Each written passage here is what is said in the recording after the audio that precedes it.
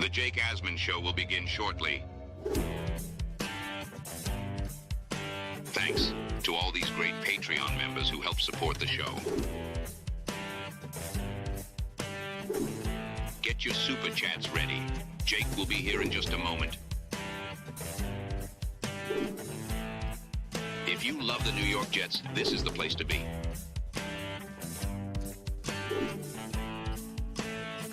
And now, the Jake Asman Show.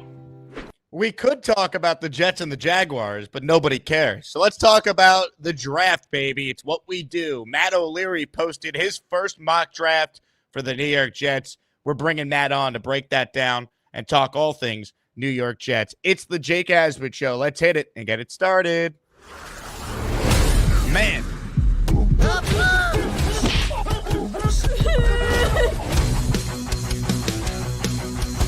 This is the same old Jets. We have Aaron freaking Rodgers. We had Garrett Wilson. We have Breece Hall. Please subscribe and hit the like button below. Super chat, baby. Cut the line. We have Sauce Gardner. We have Quinnen Williams. Now it's time to talk all things New York Jets. It's the Jake Asman Show. Here we go, Jet fans. Welcome in, everybody. Before we bring on Matt O'Leary, stop what you're doing and click the like button right down below. It's the thumbs up icon, and it helps this channel grow. And if you haven't subscribed yet, what are you waiting for? Support us, and it helps this show be shown to more diehard Jet fans like yourself if you're watching a Jet video on December 11th with the team sitting at 3-10. Joining us right now is a diehard Jet fan. He, of course, is a daily Jets content creator. Matt O'Leary, NY, joins us. And Matt, I looked it up. The last time you were on the show, the New York Jets were 2-1, and we had a tremendous amount of hope, and they were getting set to play the Denver Broncos. And, well, the rest is history. Yeah, what we would do to go back to that moment, right, where the Jets are 2-1 coming off a massive dominant win against a division rival. I don't know about you, but I was pretty amped up going into that Denver game and was thinking, all right, they'll steamroll them and kind of hit their stride. And the exact opposite has happened. Look, I don't want to blame you and Ryan and, You can. Green Bean, but that Denver game, you guys were at. You guys did your big event for Talking Jets for that game, and we know what happened. The Jets lost, and it was the first of a 5-game losing streak that derailed the year. Do you take any responsibility in the fact that you, Green Bean, and Ryan might have contributed to the Jets' collapse? I do, because I don't think I've been in the building for a Jets win since 2019. So that's a long time ago now. So I'm like 0 for my last 5 or 6. So this very well could be my fault. And Talking Jets is now 0 for 3 on outings. That's truly incredible. As bad as it's been, I could say at least I have seen 2 of the 3 Jet wins this year in person. There you go. Lucky you. I can't say that I have that same luck here. Oh, man. I mean, it truly is just remarkable. We're sitting here talking about a team, that's 3-10. And, I say this to really everyone who asked me about the Jets. If I were to told you going into the year, Aaron Rodgers would play in every game, he'd miss 0 snaps due to injury, would you say the Jets are more likely to be 3-10 or 10-3?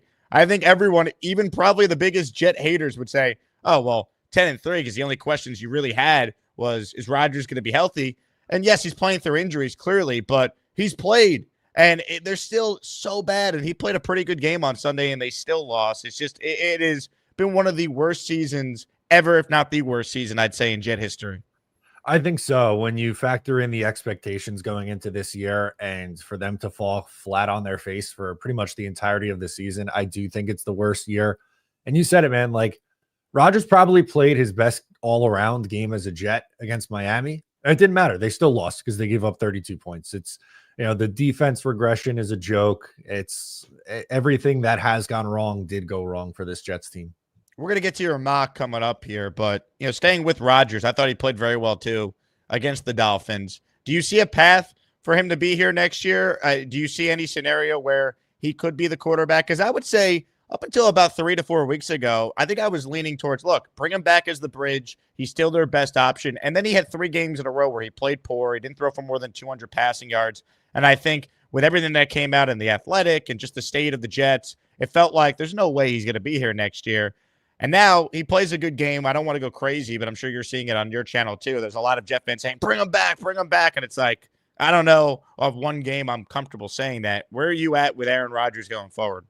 Yeah, same thing for me too. Honestly, I was in on, potentially bringing him back to be that bridge guy. Unfortunately, with how this season has gone, I don't think that's the most likely scenario, especially with a new GM and coach search coming. I just find it hard to believe that, a new regime is going to come in here and, want to continue down this road with Aaron Rodgers. I get it.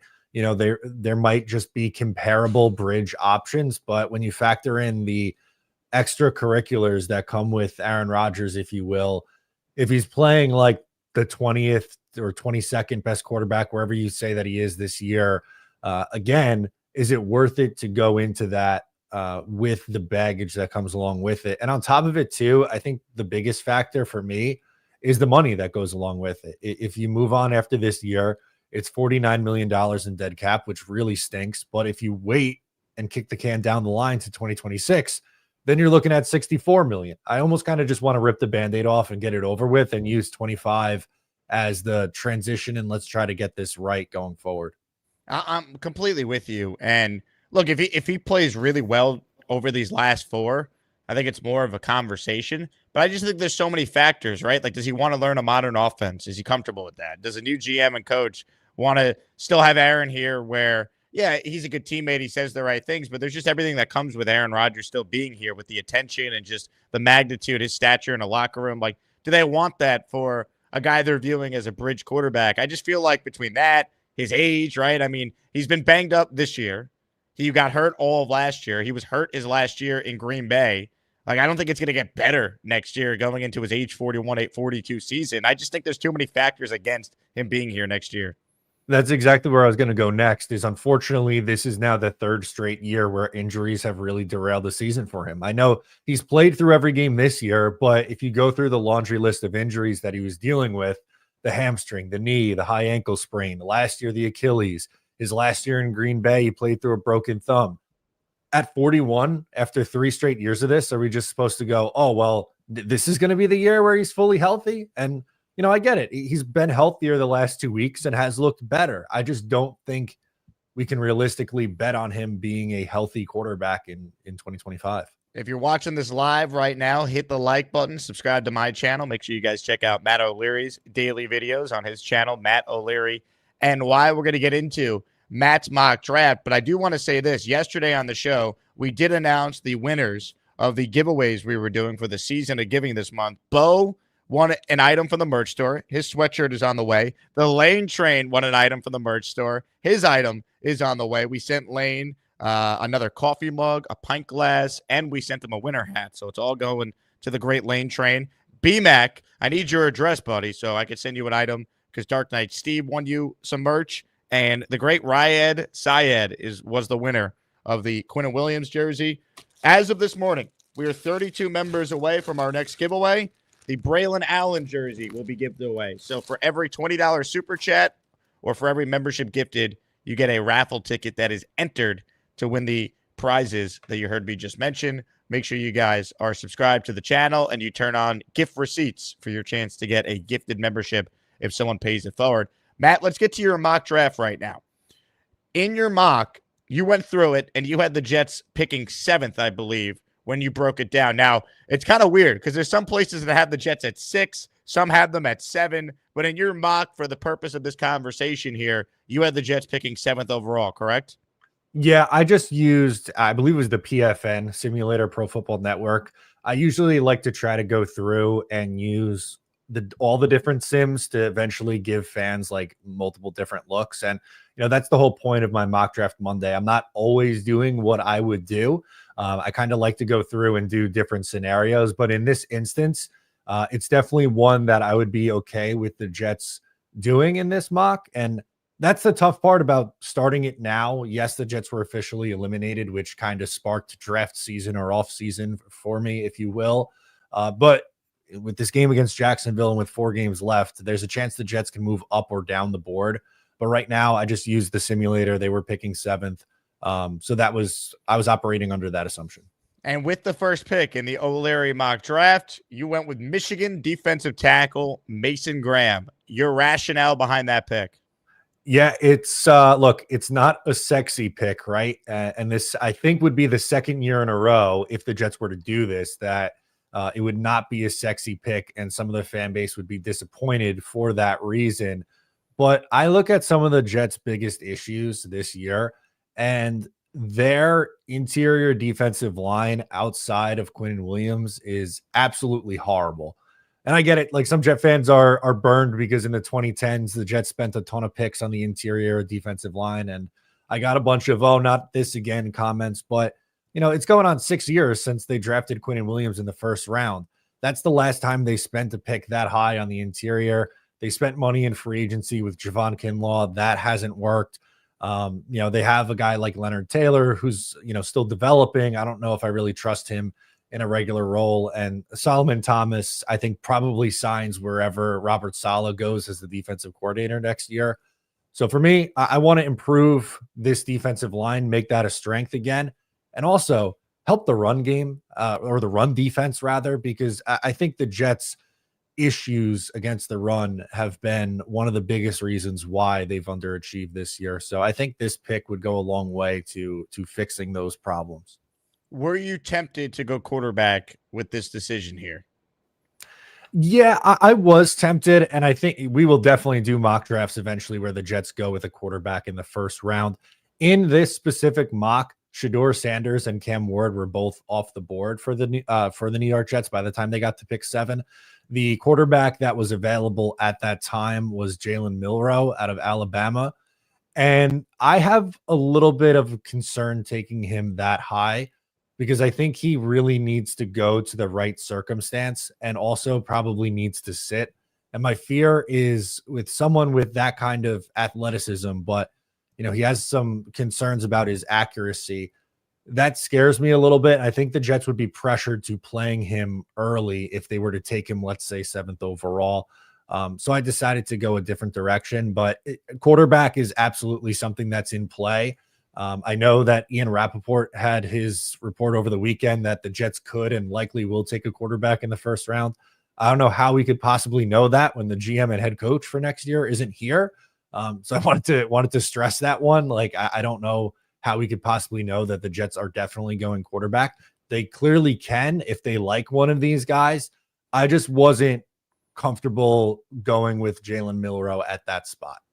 I think the question for the Jets with the quarterbacks is, are they dead set on quarterback no matter what, or are they just going to go BPA, which in your scenario, Mason Graham is a totally fine pick with the 7th overall slot? And then could they look to do what Baltimore did the year they got Lamar Jackson, where they trade back in to round 1, so then you get that first round guy on a 5-year contract, including the 5th-year option? Or do they wait till day 2, which is a perfect segue, because in your mock here, with the 38th overall pick, you do have the Jets going with a QB. You have them selecting the Penn State quarterback, Drew Aller. Your thoughts on this pick? Yeah, I think he's going to be a riser for a lot of people in this draft. I wouldn't be surprised if when we get closer, he ends up in the first round in mock drafts. But for now, I've seen him go as early as the 2nd round. I've seen him go as late as the 4th round. But you kind of look at that next crop of quarterbacks, and for me, I think he's leading that pack. Before the year started, there was a lot of talk about Carson Beck and Quinn Ewers, and I think both of those quarterbacks had some disappointing seasons and have some major questions coming out. And like, let's be honest, this isn't the greatest of quarterback classes. It's not like the quarterback class we saw last year where, what was it, 5-6 quarterbacks go in the first round. It was a really high number. I don't think we see that this year. But you kind of have to find a quarterback with traits that you like. I think, Alar's a pocket passer, someone who can also add some mobility to his game. He has a little Josh Allen in him. I know that's not me saying that he's going to be the next Josh Allen. I think that's crazy lofty expectations, but he has the prototypical size. He has the big arm. He has some athleticism, not as much as like a Jalen Milroe. But I bet on some traits here, and you kind of you let it play out with either Tyrod, who's still here, Jordan Travis, and Drew Aller, and you kind of figure out, all right, who's your guy going to be going forward from there? Look, at some point, they're going to have to address quarterback. And if they could do it in the second round, I don't know how any Jet fan would be upset with that approach. It puts less pressure on that guy to play right away, as you alluded to. And I think it just truly comes down to, how they view like the path they want to take. Like, is next year just basically, a rebuild year around everything but the quarterback, and then they target 2026 to get their guy with a new regime coming in? Or is there someone like an Aller they like and they could kind of line it up where they could get him but don't have to maybe use their top 10 pick on addressing that position? Plus, I guess, look, I think the Jets are going to win this week, but there is a scenario where maybe they lose out and they're picking in the top 3 and they're in range to get one of the top 2 quarterbacks, depending on how the board shakes out. Yeah, exactly. It's going to be dependent on how the season closes for the New York Jets. And, I get it. Not everyone's a fan of, the quarterback. And I feel that way with just about every guy in this draft class at the position. It's very polarizing. You have people who go like, this guy's great, he's going to be the next big thing. And you have others who's like, this guy's not worthy of a draft pick. And I will say the one thing that I absolutely hate that you get sometimes with Jet fans is they'll point to a past player that didn't work at that position from the same college. And you'd be like, oh, well, the last time the Jets took a quarterback out of Penn State, Christian Hackenberg, we know how that went. Or, the Jets took Mark Sanchez and Sam Darnold from USC. They can't take another USC quarterback. I hate that. I hate the scouting of just the helmet. Like, I think we have to look at these guys as individuals, and we can't be scared off because the last quarterback or last whatever position you're talking about from this school didn't work out. Yeah, anyone saying, oh, Aller's Hackenberg, I mean, come on. Should the Jets not have drafted Garrett Wilson because they took Devin Smith once upon a time at the same position? Like, that's stupid. Like, you scout the player, not the helmet, as they say in the scouting community. Exactly. So that was just the point that I wanted to add there. But yeah, I mean, for now, taking a swing in the second round at the quarterback spot is something that I would be comfortable with. Again, it depends on where the Jets end up in the first round. At 7, I think, is a tough spot for them because, as you just pointed out, probably out of range on those top 2 quarterbacks. If they're picking in the top 3, and a loss this week would probably go a long way to that happening for the New York Jets, then that whole conversation changes. Hit the like button if you're tuning in. We're breaking down Matt O'Leary's first mock. We'll take your calls coming up. Plus, we are 32 memberships away from our next raffle giveaway. We did the Quinnen Williams one yesterday. The Braylon Allen jersey is up next. So if you want a chance to win, for every membership gifted, it's one raffle ticket in the bucket. And of course, for every $20 super chat, it goes up from the equivalency of 5. So $20 super chat, that's 5 memberships. I know some of you can't gift from your phone, so I wanted to give another outlet, another opportunity for people to gift you one in on the raffle. Doug with a super chat, he says the 2 best YouTubers hands down, #Ginger Power. Doug, thank you, sir. Appreciate it. It's not easy being a ginger, doing what we do, Matt, but someone's got to do it. 7th grade was tough with South Park and everything going on with Ginger Power. I don't know if you heard, but Doug is a regular on mine and Connor Long's pregame show, and he will be a guest co-host for the final game of the season. Because wow, yeah, so big things for Doug on the couch or in the bed or in the room, wherever he will be. But excited to share that Doug will be joining us for the full pregame show in the final week of the year. You should not let him on the show unless he agrees to do it from the couch. Yeah, I think that's I feel like Doug from the couch is the best version of Doug. Completely agree. Well said. The big fella writes in with a super chat for us. He cuts the line. If we pick a quarterback, it should be Jackson Dart. Dart's an interesting one because I've heard people love him, like big fella, and I've heard people despise him, think he's going to be terrible. I mean, newsflash. That kind of feels like most of these quarterbacks. They're very polarizing. Your thoughts on Jackson Dart, if you've done any research on him? Yeah, I mean, he's probably going to be another mid-round guy, 3rd, 4th, maybe 5th round.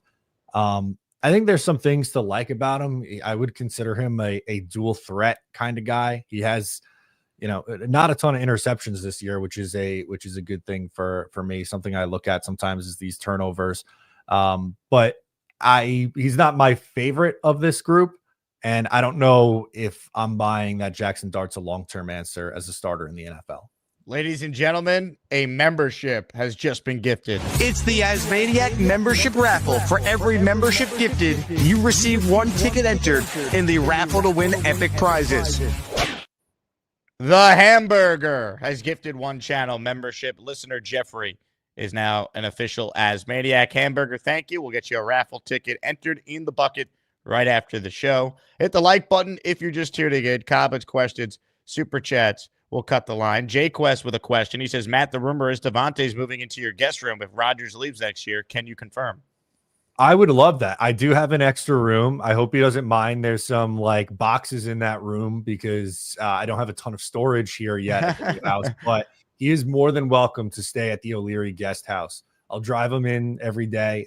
It'll be a far trip though, going from Long Island to Florham Park, New Jersey every day, but I'm willing to make it work for Devontae. How is homeowner life? I think the last time I had you on the show, you were still settling in. But, I mean, look, the last time I had you on the show, we still had hope for the Jets at 2-1. So how is being a homeowner? Still loving it. The fall was tough because, as you know, in Suffolk County, Long Island, there's a lot of trees, and there are a ton of trees in my backyard. So the leaf cleanup was a pain in the ass. The next project, we're doing storm doors this month for both the front and back doors. So we're settling in. Did the Christmas lights. That was fun. So I'm loving it. The rest of your mock draft. Now, you can kind of just rapid fire, through it here, but I just really wanted to go in depth on the first 2 picks. Break down what you had the Jets doing with the rest of your mock. And by the way, it's worth pointing out, there's a narrative out there. Oh, the Jets, they mortgaged all their future picks to get Rodgers and Devontae and Reddick. And it's like, that's not true at all. They have all their picks this year. The only, pick they didn't have that they traded in this year's draft is the extra third that they had in the Devontae deal. They traded their own third, but they have the Lions thirds. The Jets still have a first, a second, a third, a fourth, a fifth, a sixth, a seventh. They actually have 9 total picks as we enter the offseason. So I just wanted to point that out, Matt, before you break down what you have the Jets doing with the other picks beyond the second round.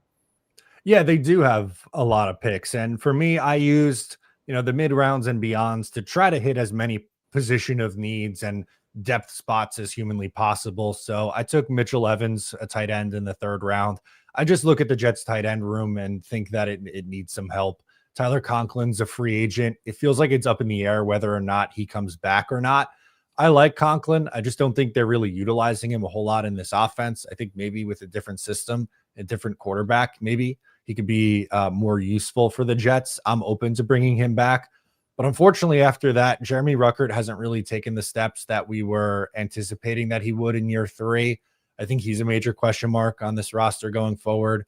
Then you have guys like Kenny Yeboah, who's, fine depth, but they could use some help there. So I think at some point you got to go with a tight end that I love, that I was hoping would fall to the 2nd round, was the Penn State tight end, Tyler Warren. I think he would be an absolute stud, but he didn't make it there to me in the 2nd. So I pivoted, went with the big Notre Dame tight end.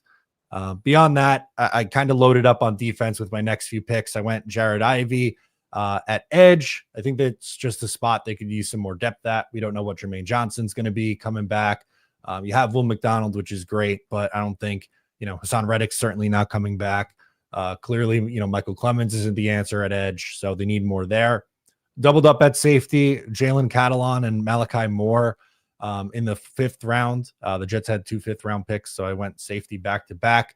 I just look at the safety room as another one that they probably have to completely revamp. Chuck Clark and Jalen Mills, I don't think, are long-term answers, and TBD if they're back.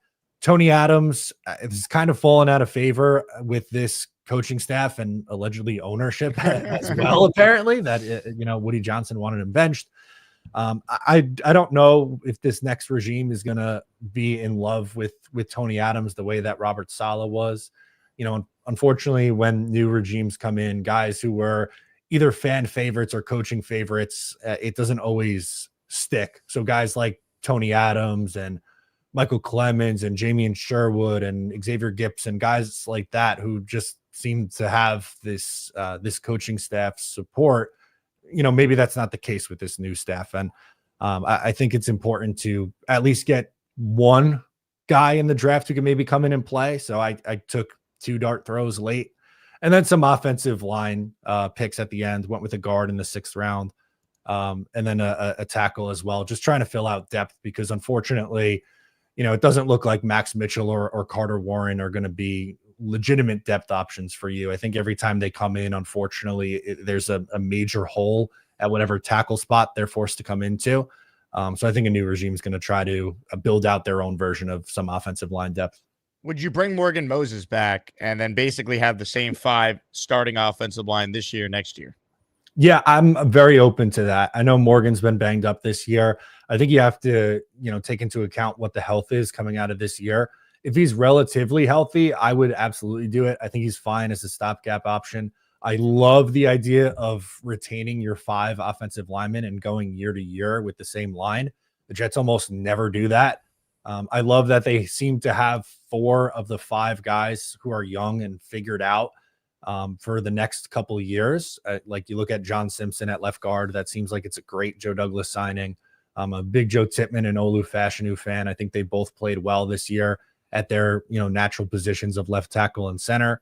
And Elijah Vera Tucker, while maybe he's not as dominant and not as big of a superstar as we were hoping he would be, I still think he's a solid guard in this league. So I'm happy with the state of the offensive line, and I'm definitely open to bringing Morgan Moses back. If you're watching this right now, make sure you hit the like button and you subscribe to the channel. We're presented today by Underdog. Download the Underdog app. New customers, you get a $1,000 deposit match. Cash bonus, baby. Up to $1,000. Promo code Asman. Sign up. Use the Underdog app. Get your picks in if you're a Hoops fan tonight. We got the Knicks back in action. Something I'm already eyeing for the Knicks game tonight. I like the Karl Anthony Towns higher number in the Knicks matchup. It's at 25.5. He's balling right now. I think he has a big night in the quarterfinals of the NBA play-in tournament. So that's one of the picks I'm eyeing over at Underdog. Make your own picks for any sport, anytime. Once again, download the Underdog app and start playing today. Shout out to Underdog for being our presenting sponsor today. All right, some super chats here. But first, the great Leany in North Carolina has gifted 1 channel membership. Hit it, Leany. The listener who received the membership is Stephen T. So we're up to 2 memberships that have been gifted during the show. We're 30 memberships away from the next raffle. For every $20 super chat, or for every membership gifted, you get a raffle ticket. If you gift the $20 super chat, that's 5 tickets, and then do the math from there. $20 is the equivalent of 5. 40 would be 10, and that's kind of how we do the math. 1 membership gifted is $5.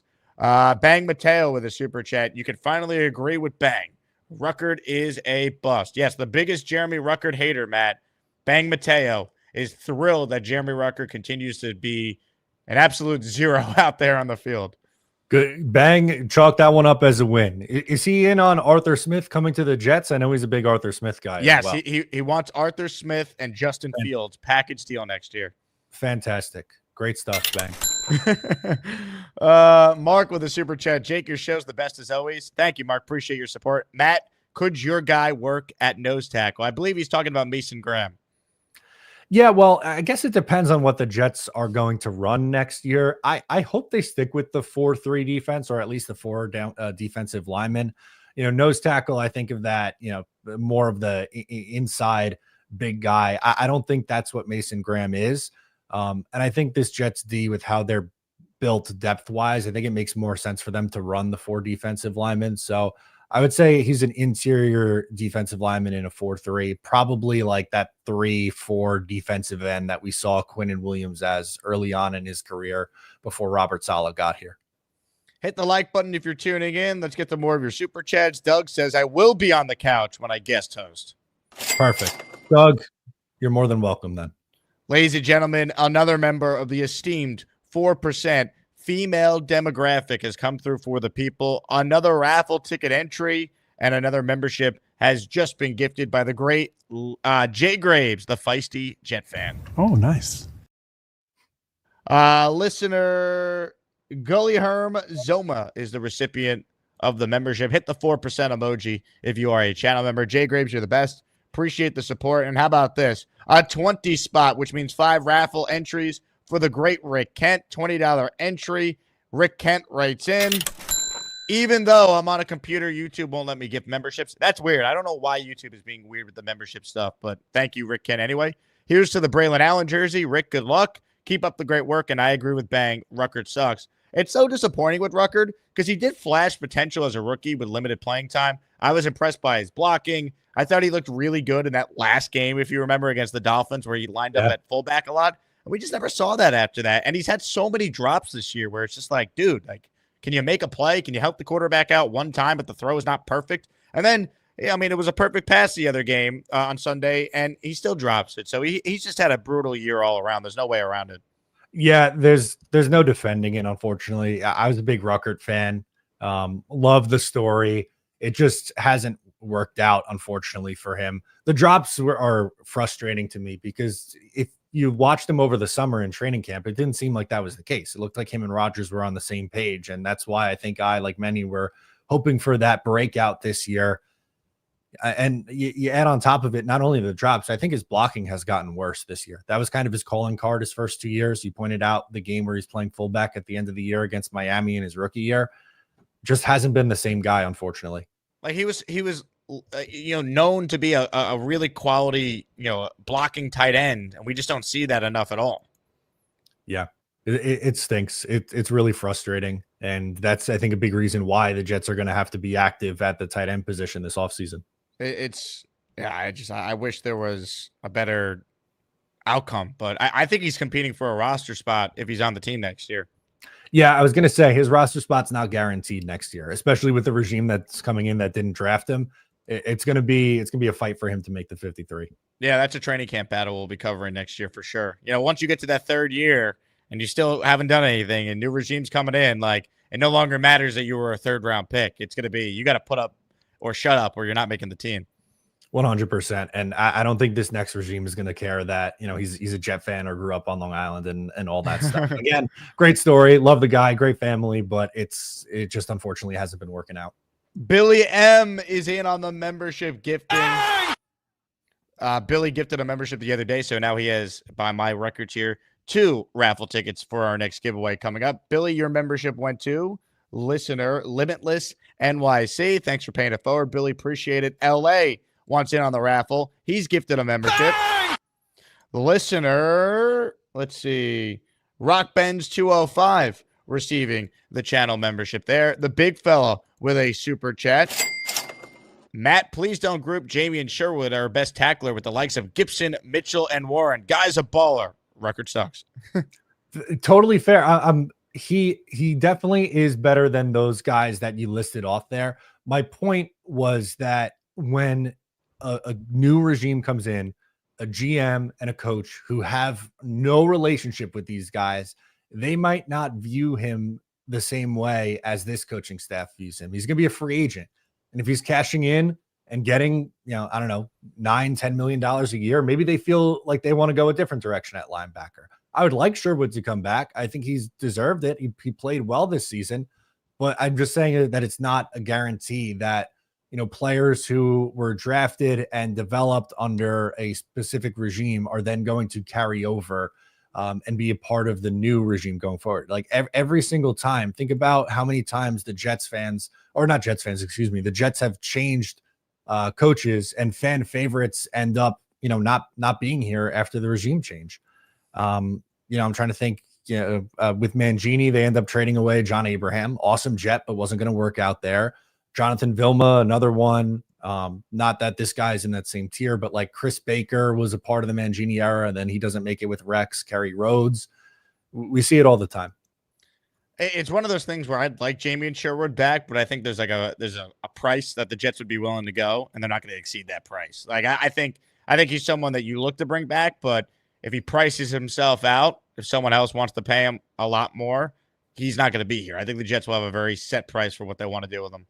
Yeah, exactly. And like, good for him. If he hits the open market and cashes in on a big deal, I'll have no ill will towards him. Rich reminds everyone, hit the like. It's free. That is true. It is free to like the video and support the channel. Ladies and gentlemen, Rick Kent writes in, hey, I grew up on Long Island, and no one is saying I should play in the NFL. Boy, did you go to Ohio State too? Have an unreal catch in the college football playoffs for a touchdown? Jake West, Chris Baker, the touchdown maker. Good times. I loved Chris Baker, man. Just solid tight end. Ladies and gentlemen, the Gusbuster hotline is open. I believe the Hamburger is at Citi Field right now, and he's first up today. Hello, Hamburger. Good morning, gentlemen. How are we doing today? How are you doing? I'm doing good. I got the trunk loaded up with some old coats. Going to come down and donate them here at Citi Field for the coat drive. You get some tickets and I guess 20% off of the team store is what I'm excited about. Wow. I have season tickets, so usually I give the tickets away at some point, and to somebody that wants to go or something like that. So, but yeah, listen, I enjoy. I really, man, I like the idea of the first round taking the defensive lineman. I mean, you look at it this year and look how weak we are in the defensive line and how small we are. I mean, we're getting pushed back, stood up, and the guys can't get penetration. And that's a big reason why maybe even Reddick at this point can't get around anybody, because no one's got to double team our linemen other than Williams. So I think that's a good pick. And I agree with the don't let the name on the helmet fool you always. You know, we don't want to go get a BYU and because of Zach Wilson. But listen, if there's a player out there that's worth it, that the regime thinks that is going to make it somewhere, that they could build on that guy, then by all means go get him. Because this year we don't have much of a choice in the draft pick, because we're not going to pick, within the top 5. I don't think. Even though I think we still might lose this weekend because we'll beat a bad team, but we're going to lose by a bad team. But I think we take one from Buffalo or Miami at the end of the year, more likely. So I think we stay kind of where we are. And I don't like the quarterback draft too much this year. But I don't watch a lot of college football because I watch too many other sports between F1, baseball, beach volleyball. I'm in agreement with you, man. And it's early, and we don't know what the new regime's going to do. We don't know who's going to stay and who's going to go. I think I alluded to that yesterday, Jake. So for us, it's all, let's be patient. Let the year keep going on the way it is, and eventually, within the next couple of weeks, we'll have a clearer idea of what we're going to be doing. And I can't wait for that. Yeah, I can't wait for that. Now, great question in the chat from Tom A's. Is it true you're at Citi Field to buy some Frankie Montez merch? No, I am not buying any Frankie Montez stuff. I will be. I already pre-ordered my Juan Soto jersey online, the City Connect one. So, but I'm gonna go and probably look for some things for my kids today for Christmas. So, how about a Clay Holmes jersey? No. I want jerseys that stick around, man. Like it's a beautiful Citi Field. You gave him a 3-year deal. Clay Holmes will be around. He's your number 2 starter. He's not right now. He is, yeah. Right now he is, but it's I'm not buying his jersey. I barely know who he is. I don't watch the Yankees very much, so I need to form my own opinion about him. Don't let him pitch the 9th. That's all I'm saying. Yeah, starter.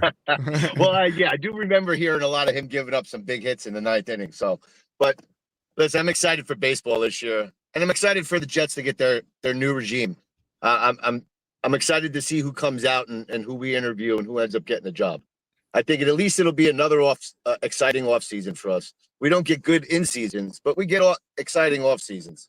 We win the off season, baby. Hamburger, excellent call, man. Great job. Matt, there's no franchise that does the off season better than the New York Jets. No, there certainly isn't. The 10-time defending offseason champion New York Jets. They every single year they do it. I'm very envious of our guy, the Hamburger, out there at Citi Field today. I would love to get out there, get my Juan Soto jersey. Are they selling the Soto jerseys already? I don't know. Well, they haven't officially announced. Yeah, they haven't announced the signing yet. So, and there, I don't know what you're gonna do. Like Brett Beatty wears 22, so you got to buy out all of the Brett Beatty jerseys, and then Soto can get 22. But boy, as far as the coach goes, Matt, give me your top 3. Like if your dream scenario, your top 3 candidates for the Jets at head coach. Vrabel's my number 1. I just think that makes the most sense. He has he's proven the most as a head coach. I like Stefanski a lot. I don't think he shakes free, so he's kind of been scratched off my list. But I'll give you Brian Flores and Todd Monken as my other 2 candidates that I really like a lot. I know Flores rubbed some people the wrong way, but I thought he kind of got a raw deal in Miami. Me too. He had 2 winning seasons and then got canned after. And it seemed to be that he wasn't really a big fan of Tua. I think he's learned from that. If you listen to some of his interviews after that, he's done a great job in both Pittsburgh and with the Minnesota Vikings this past year. I think he's ready to be a head coach again. And for Monken, I've always loved him as a coordinator. I was very into the Jets potentially hiring him in 2019. They interviewed him. We know the direction that they went instead. I just think that his versatility offensively as a play caller, dealing with different quarterbacks is really enticing to me. Ladies and gentlemen, if you want in on the raffle, there's 2 ways to do it. Gift a membership or have a super chat of $20 or more. 5 raffle tickets are going in the bucket for Tony DeFlippo Jr., who super chats us and writes, I love Brees, but I've seen enough from Allen/Davis to feel good moving on from Brees. Would you trade Brees, and what do you think they could get in return? P.S. Let the Jake Asman fantasy playoffs begin. Tony, good luck to your fantasy team. But let me say this. I think you're nuts if you want to trade Brees Hall. Nuts, I tell you. I am a huge Brees guy. I think Brees has been underutilized by this staff. I think with a real head coach, this offense should be funneled through him. He's yet to have a game this year, Matt, where he's had 20 carries or more. Yep. I think that's nuts. I'm not trading Brees. He's on the last year of his deal. I will let him play it out. I still have the franchise tag. I'm in no rush to get rid of one of the best playmakers this organization's had in 15 years. 100%. I haven't seen enough from Braylon Allen or Isaiah Davis for me to go, oh yeah, they're totally fine moving on from Brees. I thought they were fine against Miami, but Allen 11 carries, 43 yards, Davis 10 for 40.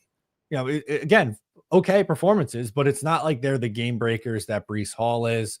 I would not move him at all. Like you said, you have the franchise tag. Maybe you give him an extension going into this, his 4th year, but I don't feel that way at all. I know that a lot of fans seem to have soured on Brees Hall, but I thought he was playing really good football the last, 6 weeks or so before he got hurt. So I'm bringing Brees back. I don't want to trade him.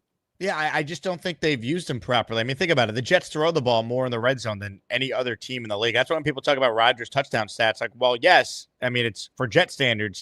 He's obviously throwing more touchdowns than we've seen in a decade. But, let's not lose sight of the fact of Rodgers leading the NFL in pass attempts and Rodgers throwing in the red zone more. I think Brees has actually had a pretty good year given the circumstances. He hasn't been as electric as we thought, but I'm not getting rid of him now when his value is as low as it is. I'm going to keep him for another year. You don't have to do anything yet, so I'm going to be patient. Yeah, I'm with you. And I want to see him with a legitimate offensive mind, with all due respect to Nathaniel Hackett. And Todd Downing's done a good job, to be fair. He's exceeded my expectation, but he's averaged, let's see, 1, 2, 3, 4, 5. In his last 5 games, he averaged 5 yards a carry. Brees Hall did. So I'm not going to sell on that because of his slow start to the season.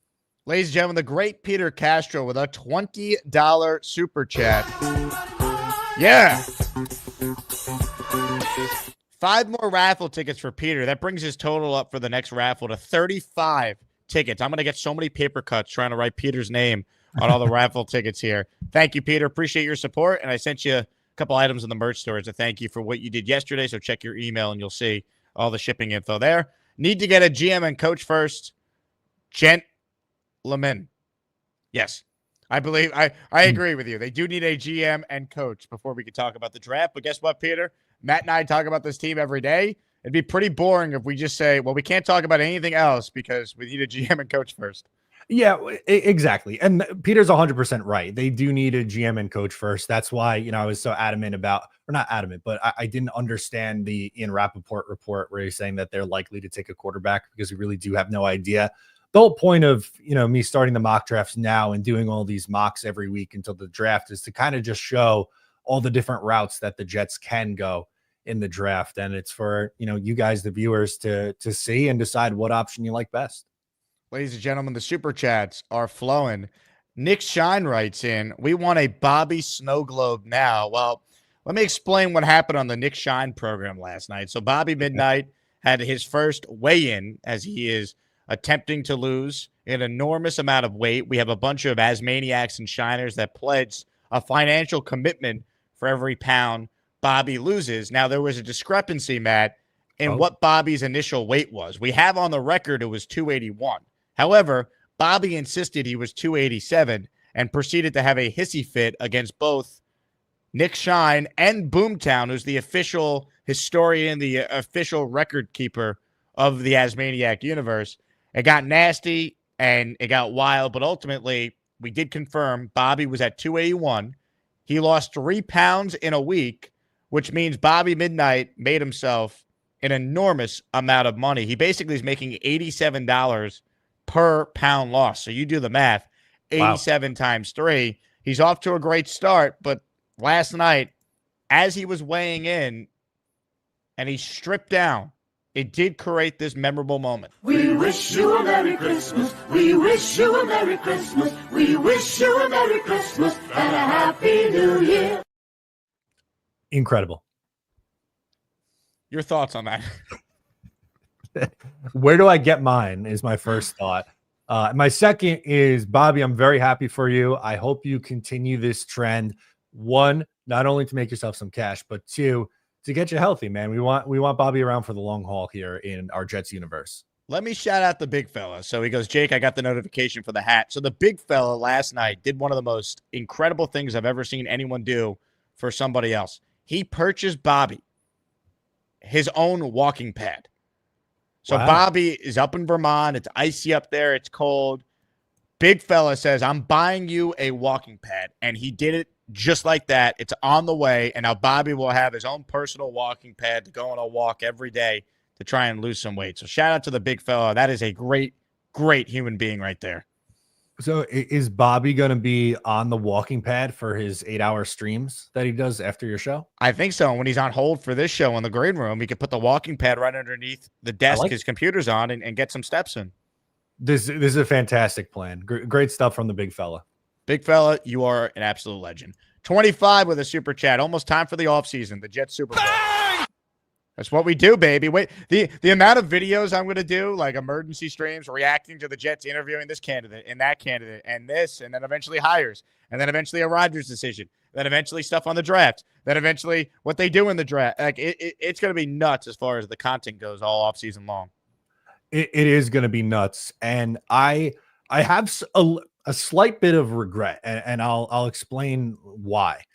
So before I got into YouTube full time, I was teaching at a college, and they asked if I would come back as an adjunct for the spring to do a class on digital media and like new age media. I'm like, yeah, that sounds awesome. But now as it starts to get closer, I'm like, shit, what if I'm in class when the hire breaks or of a GM or a coach or something major? So I am a little bit anxious going to start this next semester coming up for the spring. But I'm also excited to get back into teaching because I missed it. That's awesome. Professor O'Leary, they're calling you. That's just it, man. The Professor O'Leary's returning. NYJ with a $5 super chat. Thank you, NYJ. Matt, do you think there's a player on the roster that the next GM should trade for extra assets to better the team? There's not one guy in particular that's jumping out to me to fit that bill. Like, I feel like most people are going to see this and go Sauce Gardner. And I feel like that would be selling low after this season. For me, I think I'd rather hang on to Sauce Gardner and hope that he's the guy that he was his first 2 years in the league. But, you never know. We talked about, players potentially not being here in the next regime, and the next regime could see these guys a little bit differently. So maybe they would rather move on from a Sauce Gardner, but I wouldn't personally. So there's not really anybody that's, jumping out that you get a whole lot for in a trade, I don't think. 25 writes in, Will Pop posted an Aaron Glenn speech. I'm in on him. He posted a speech from Glenn on Hard Knocks. Another guy that's never been a head coach that comes from being a defensive coordinator. In a different universe, I think he'd make a lot of sense for the Jets. He's certainly qualified. I want to avoid the first-time coach thing, and if we're going to do the first-time coach thing, I'd rather it be an offensive guy than a first-time coach with a defensive background. Exactly. I feel the exact same way. And I know in my top 3, I gave you 2 guys who originally come from the defensive side of the ball. But for me, at least with both Flores and Vrabel, they've shown to have at least some success as a head coach.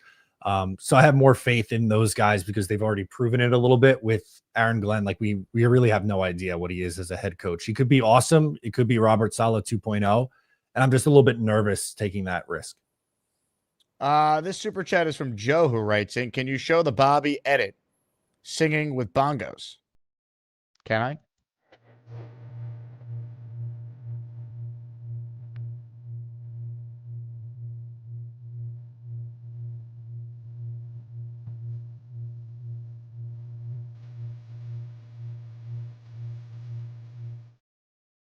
I'm a capplefish, as Bobby would say. So absolutely, Joe. When is that hitting Spotify? I want that on my Spotify Rap 2025. My Man, number one song. I will get with the management team for Bobby Midnight Enterprises, and I'll find out. Perfect. Joe writes in that Drew Aller is going to be a Jet and a top 10 pick. One, we don't even know if he's coming out, and two, if he ends up being a top 10 pick, I personally would be surprised. But I mean, you never know with quarterbacks, man. We've seen some guys that are talked about as second round guys, and then they skyrocket all the way up. There's so many examples of in the last 5 to 10 years of that happening. So I guess I can't say you're nuts yet, Joe, but I would personally be surprised. I think it could happen. We are still a very long way away from April. A lot can change in the next 5 months. That's almost half a year. That's still a really long time. Top 10 might be a little bit ambitious. If he ends up getting in the first round, that would not shock me at all. Ladies and gentlemen, Bo with a super chat. Bo, your item from the merch store, not one but 2 sweatshirts Bo won over the last couple of days, is on the way. Question for Matt. We just picked a perfect GM and head coach. We retain all our key players on our wish list. Who's your choice at OC, DC, and quarterback Rodgers released? Ooh, okay. For me, an offensive coordinator or someone who I think could take the next step to an offensive coordinator, I think is Josh McCown. He's the quarterback coach right now in Minnesota. I know that he got some looks for larger roles in the past, and I think he's ready to take that leap. I know he's in a good spot under Kevin O'Connell, but he's not calling plays under KOC. So I think he's going to be someone who could potentially take that jump and be a coordinator. The quarterback one, I'm probably rocking with Tyrod, a rookie, and Jordan Travis next year as a transition, kind of. And starting Tyrod, and then if it eventually gets to it where he gets hurt, or you just want to see one of Jordan Travis or the rookie, you can still do that. Defensive coordinator is a little tougher for me. I think that's going to be really dependent on who the head coach is.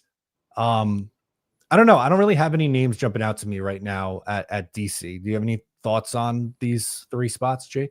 I really don't for DC. Wink Martindale would be someone I would consider bringing in, if depending on who the coach is, if he wants to leave college and come back to the NFL. I know he's out there. For me, if they hire Flores and he could poach McCown from that staff with him, that would be awesome. I would love that. Yeah, I think that would be a really nice duo. And I think that's honestly realistic. I think that's definitely something that could happen. We saw it with Saleh when he came over here. He brought LaFleur with him for a bigger role. I definitely think that's in play for the Jets. Then Sam Darnold's the quarterback next year too. Run it all back. It's 2018 all over again. Joe Grizzly. Joe, I got your raffle ticket entry yesterday because you became a channel member. Ray Agnew, GM. Aaron Glenn, head coach. Tanner Enstrand, OC. And away we go. Look, Agnew certainly qualified. You're basically, going with the let's poach everyone from the Lions approach. I get it. Once again, I like Aaron Glenn. If they hire him, I'm not going to sit here and say, bad hire, they can't do it. I just would much prefer an offensive-minded guy if they're going to do the first-time coach thing, or someone with experience. But Agnew's certainly qualified to be a GM, so I wouldn't crush the Jets for that. I'm not going to, unless they hire Matt Nagy or someone, I'm going to try and be open-minded with the hire here, because you just never know. But I would much prefer experience at the coaching spot. I think this job is so tough for anyone, especially first-timers. I agree. And Engstrand's an interesting name for a coordinator. I know when Ben Johnson was interviewing in last year, there were rumors about him potentially stepping up and being the offensive coordinator in Detroit. So I think he's another one who's ready to take that next step. I believe he's the pass game coordinator for Detroit right now. Ladies and gentlemen, more of your super chats continuing to come through the pipeline. Brian says, big fan of both of you. Love when you're on together. Great takes. Would love to go back to a 3-4 defense. Brian, appreciate it. That's going to be interesting what scheme they run next. I'm looking forward to saying goodbye to the wide nine and we got to play our defensive guys in a rotation. Even though Quinnen Williams is dominant and he's only out there 65% of the time. Yeah, it will be interesting. I'm more of a 4-3 guy, so I can't necessarily agree with that one. I also think the Jets have more of the personnel for a 4-3 versus the 3-4. But who knows? Again, that's all dependent on who the GM and coach is and what vision they see for this team and what kind of, skill set they have. But my preference would be for them to stay in the 4-3. Ladies and gentlemen, a super chat from Double R. Fake spite was on Glenn inviting bad juju back. There's a lot of reasons why Glenn would not be my first choice. Him being on the field involved in the fake spike has nothing to do with his ability to be a head coach. No, it doesn't. He was also a Pro Bowler a couple times with the Jets after that. So I don't think he could hold one play. I believe he was a rookie that year too against him. Bang Mateo, if Glenn was never a Jet, no one would mention him. That's just not true. Aaron Glenn got a head coaching interviews last year, and the Jets didn't have an opening. He got head coaching interviews for the Jets in 2021, 3-4 years ago now. That was before he was even a defensive coordinator. So he's definitely qualified. I don't think it's a matter of him being qualified or not. It's just whether or not you want to go back to another first-time defensive coach. I mean, come on, Bang Mateo. You could claim victory on Ruckert, fine. You're not claiming victory on Aaron Glenn's not qualified to be a head coach, which is basically what you're saying. Ladies and gentlemen, Gusbuster Hotline is open. Tristan, if you put your camera on, you will be first up on the show. What's up, Tristan? Here we go. Sorry about that. I was looking up to see what is the last Super Bowl team to run a 3-4 defense was. And what it's looking like is like 1976. So I'm hoping that we don't do that. Actually, there's no way. That might have been it was a quick search. Maybe that's the first thing that popped up. Also, I think it said I don't want my camera to turn off. So I mean I'll message it to you on X right after this, after I do more research. So don't worry about it. Right. Matt, what better way to teach a class than to have your phone on Do Not Disturb, but have Jake Asman as the only person that can call you, and then you do a live digital media class. Like, this is what it's like to be in this generation of media. You got to jump right into a call as it's ready. You have your streaming laptop and mic with you. Be like, hey guys, this is the moment I'm going to teach you about this moment of having to get on live when there's breaking news, and then they have to take notes and come back with it. I think that's a cool idea. I would have loved that in college. Tristan, that is genius. I might need to work that in. I hope that the head of the department is cool with that. But it would be a great learning experience. Be like, hey, this is what the real world is like, man. Yeah, because I mean, you can set your D&D so only one person can call you, and if hey, Jake, if that happens, give me a call so I could jump on for a little bit. I love it. Stuff, right? Hey, look, if news breaks and Matt O'Leary's teaching, we'll get him on the show immediately. We'll do it. I produce commercials, so I'm like all about the ideas and stuff like that. So I agree with your point 100%. I would love Aaron Glenn to be on the Jets staff at some point in the future, but just not as his first job. Like, it's just, we want offense at first, and then my number one is Vrabel as well. Hey, quick breaking Jet news, Tristan. I'll let you finish here. I just saw this. Herb Charles tore his ACL and is going on IR. That stinks. So that stinks for him. Ulbrich saying he would have been a shoo-in for the Pro Bowl if he finished the season.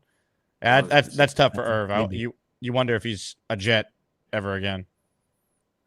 Man, I would hope so. I'm gonna make my last point quick so you guys can jump off and cover that. Last point is, Ray Lewis said Holy Nada saved his career and won him that second Super Bowl because he kept offensive linemen off of him. I think he could do the same I know it's a different position, for Quinnen Williams. Imagine Quinnen Williams being able to move to a true 3 technique because of his athleticism. I don't know if you saw, and his ability to read plays. him just being able to go up against one person, that tackle against Achan, I've been in those trenches before. It's tough to make reads and make plays on tunnel screens as a defensive lineman, especially if you're in the one technique. I feel like if we get a Vince Wilfork, Holy Nada, Vita Veda sized defensive tackle, that will be, the savior of our defensive line and of our defense. And then my last thing is, if we're gonna draft a quarterback early, can it please be Cam Ward? I feel like his calmness is the thing that will translate best to the NFL. That's all I have to say. I'll let you all go from there. Tristan, appreciate it. Matt, your thoughts on that? Yeah. I like Cam Ward a lot too.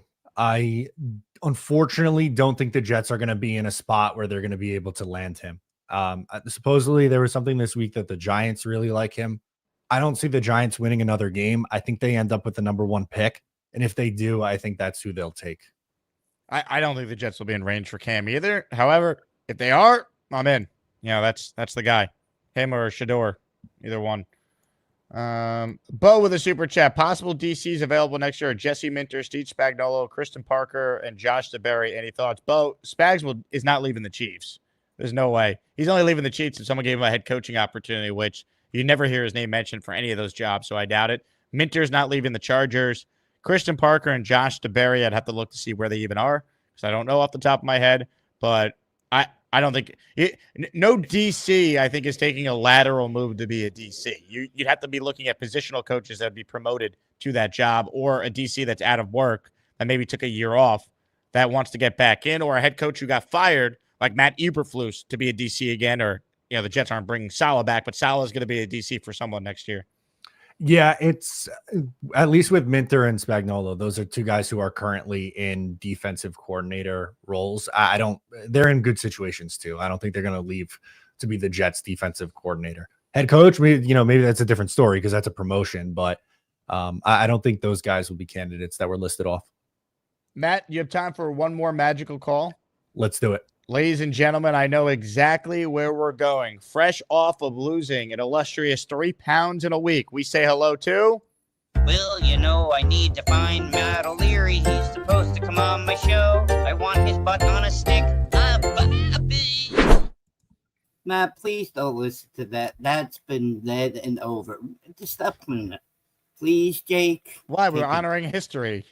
No, this is new history. I don't have a beef with the beef is squashed. Yeah, you came on my show, and how was your chicken tenders the other day?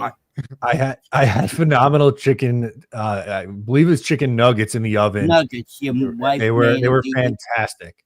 10 out of 10. You had the special sauce. You said you had it with it. The Chick-fil-A sauce, baby, the best. Chick-fil-A, yeah, that's right. I remember that day you came on, and guess who else came on? Andrew came on my show too. Yeah, the great Andrew Fialco was a guest on the Bobby Midnight Jake program. Was on my show too.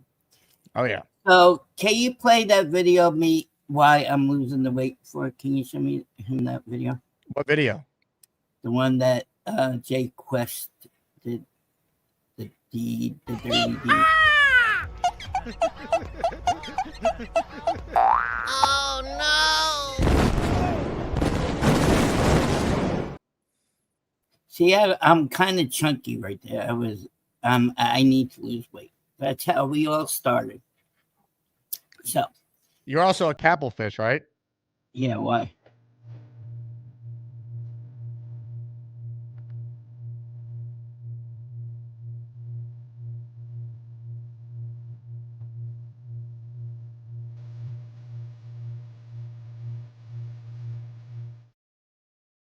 Why did he use that kind of music? I wonder. It's fitting. I mean, it is not. No. I like it. I think show me the money would have been better. So, how are you doing, Matt? I'm doing fantastic. I am even better now that I get to talk to you, and I'm happy to hear that the weight loss is going well. Yes. Yep. I can't wait. So the big fella did me a special thing yesterday. Jake told you, right? Oh yeah. Awesome. You're gonna be on the walking pad. You'll be down to your birth weight in no time. Now, did you hear, Bobby, what's included with your walking pad? What? No. Oh, the So two girls. Yeah. yeah, he ordered it off Amazon to your Yeah, the home. two And girls. Matt, I don't know if you know this, but this wonderful, lovely lady is included in the walking pad. Yeah, I wish Very so. nice. Yeah. Another win No, I for Bobby. wouldn't be able to do anything with her right now. Why not? Well, you know the story. I'm all dried out for 18 years, 19 Not years. yet. Not anymore, baby. Not until I lose the weight. Yeah. You So dog. yeah, up here, Vermont, it's icy, and they don't do the parking lots right up here in Vermont at all. Right? They're horrible. So it was good. I went to 2 Jet games this year. I was 1-1. My brother Alright, you still won. went with me to the first one. We went on Halloween. We met Noel. Do you see that video? I don't know if I've seen that one. You gotta see Noel. Ooh, Noel. Oh yeah, Bobby met quite the woman. Yeah, Mr. Happy. Putting the moves on? No, she has a boyfriend. I took care. He's a nice kid, and then Ravi tried to hone in on her, and I pushed him out. I gave him a stiff arm, pushed him out of the way. Ah. Very nice. He wanted a kiss on the cheek. I got 4 of them. So. Oh yeah. Hey now. Yeah, Noel's very pretty girl. Joe the Jet writes in, "Merry Christmas, Bobby." Thank you, Joe the Jet. We wish you a Merry Christmas. We wish you a Merry Christmas. We wish you a Merry Christmas and a Happy New Year. Yeah, he had to shrink me into the snow globe. Hey, I wanted to talk about that thing you were talking. That's another question I had. What do you ask me when you sing this the song that you want to play on Spotify? What do I ask you? Can you put No, it on? you asked Jake. Oh, Well, Matt wants the song on Spotify for him to download and listen to throughout the year. Okay, so I'm a capitalist fish. So I need some money for that, Jake. You know the word is capitalist, right? It's not actually capital Capitalist. fish. I know, capitalist. How's that better? There you go. I think the first time I said capital fish. Yeah, capitalist. So, yeah, we'll work on with Jake. Trust me. I tried to get $40 out of him for one video. You didn't see the other video about that night, do you? Wow, John writes in with a scathing comment for you, Bobby. Wow. Bobby is all about himself. He doesn't give a rat's ass about the Jets. He thinks this is an endless Zoom show like his. Oh, okay, John Fielder. Okay. Were you at any of the 2 games we went to? Did you freeze your ass off at the other game? No, I think you should keep your mouth shut. Stop typing. Come on in. If you're chicken shit, come on in and talk to me, John Tapper, whatever your name is. John Tapper. You know, you like shit. You know? Shut it down. Come on, boy. Let's go. Let's go. Let's go. Yeah, typing. Oh, look at me typing. I'm the typing king. Oh, let's go. Bobby, I do think it's baby. ironic. Let's go. I do think it's ironic that you're saying show your face, but when you're going at it with him full screen, Okay, you here can't we see go. your face. I know. I tried. Have you thought about moving your camera back? Well, it's in the computer. I don't know how you move it back. Have you thought about moving yourself back? It's right there. See right there where I I'm don't. pointing? I don't see it. Well, I might buy a new camera to put it on top. How's that better? Then I can move a around. webcam. Yeah, webcam. That's a good idea. So John, if you want to talk to me, come on, big boy. I'm waiting for you. Let's go. Big go. boy. Come on, let's go. Yeah, You know, I John. might be. Hey, Matt, how do you like these people that talk like just typing? You know, oh, we could say The worst. words, but we can't say it in front of people's faces. How's that? It's the worst. I say it as it is. I'm a mean Irishman, so. You shoot from the Okay, hip. Jake, I got a question from Matt. Alan says Bobby is so defensive. Alan, I love you too. All right. Alan's a good one. John Taffer just wrote in, LOL, LOL. Well, okay, you just chicken shit. That's all. You just proved it right there. Okay, bye, bye. Won't you let the door? Don't let the door kick you in the ass and leave the show. Okay, that's good. Okay, bye. I think John is speechless. He doesn't know what to say. Well, he shouldn't type then. I heard He he's doesn't coming up even to know me. Vermont to work on a bar up there. John doesn't even know me. So He's got to okay, redesign a bar. I know, right? The Nutty I don't- Irishman in Vermont. I know, but I don't drink that. I only had 2 times drinking down in. Oh, Jake, can you show that Matt that other tape about me? What happened that night that I tried to blackmail you with? Are you relieving yourself? Mm-hmm. Yeah, so Matt, Bobby Midnight tried to blackmail me for $40 for the right to I play know, I this. tried. Up, you did great. Let's go. Still coming out. It's how is it still coming out? It's been 5 minutes. Oh well. And That's some stream. Look at that. well, I told them I had to go. We were at the gas station. They wouldn't let us use the gas station. So the guy said, 10 minutes cleaning the bathroom, right? So, pissed on a building? he says, I know where to go. We had to pee outside. So I had to drop drawers right away. So I went pee. I couldn't. Yeah, I have laces. I noticed that Bobby went with the old elementary school approach, just full on pants at the knees at the urinal. Well, sweatpants don't have any zippers, so you have to drop them. Yeah, and then and Matt, Yes. you know Nate in the chat. Yes. He drove up to get me at 5 o'clock in the morning. He drove me to the game, drove me back, and drove back to New York the same day. Hey, Matt, what would you say is a stronger stream? Bobby's stream that you just saw, or this stream you and I have put together for the last hour and 11 minutes? Probably It's my close.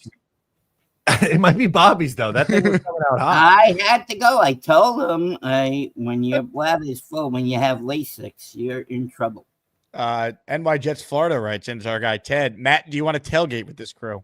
I would love nothing more than to Yes. tailgate with this. Here's Rat the pot stirrer. Here's the number one pot stirrer in our channel. Ted. He loves to stir the pot, right, Jake? Oh, yeah, he stirs the pot, He baby. goes to his school of pot stirring. That's right. Ted taught me everything I know about stirring the pot.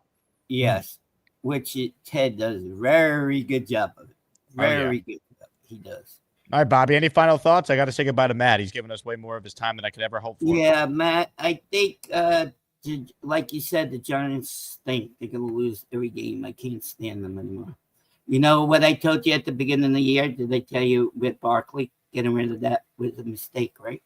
It seems that way as he is rushing. And then guess who they still got rid of this year, and then he sucks. Daniel Jones. Wow, speaking of sucks, Brian writes in, can we get back to the show? Bobby sucks.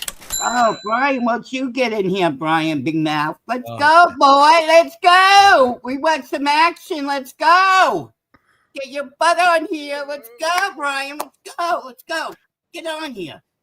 Come on. You suck too. You suck left nuts. Okay, bye. Whoa. I can't even believe it. I can't even believe it. Wow. Come on. Let's go. You don't even know me, Brian. I can't believe you don't even know me. Are you right? Wow. Okay, Brian, you suck too. How's that? Yeah. You're probably not. You don't even have a girlfriend. You're so ugly looking. Look how ugly looking you are. Wow.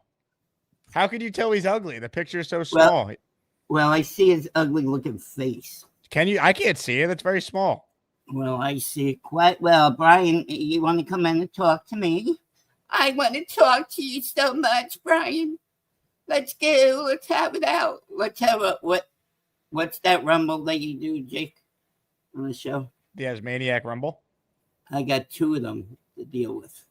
Well, if Brian calls in, we'll let you go at him. Okay, I'll stay online if he calls in. If Nate writes in, Brian, call in with your broke ass.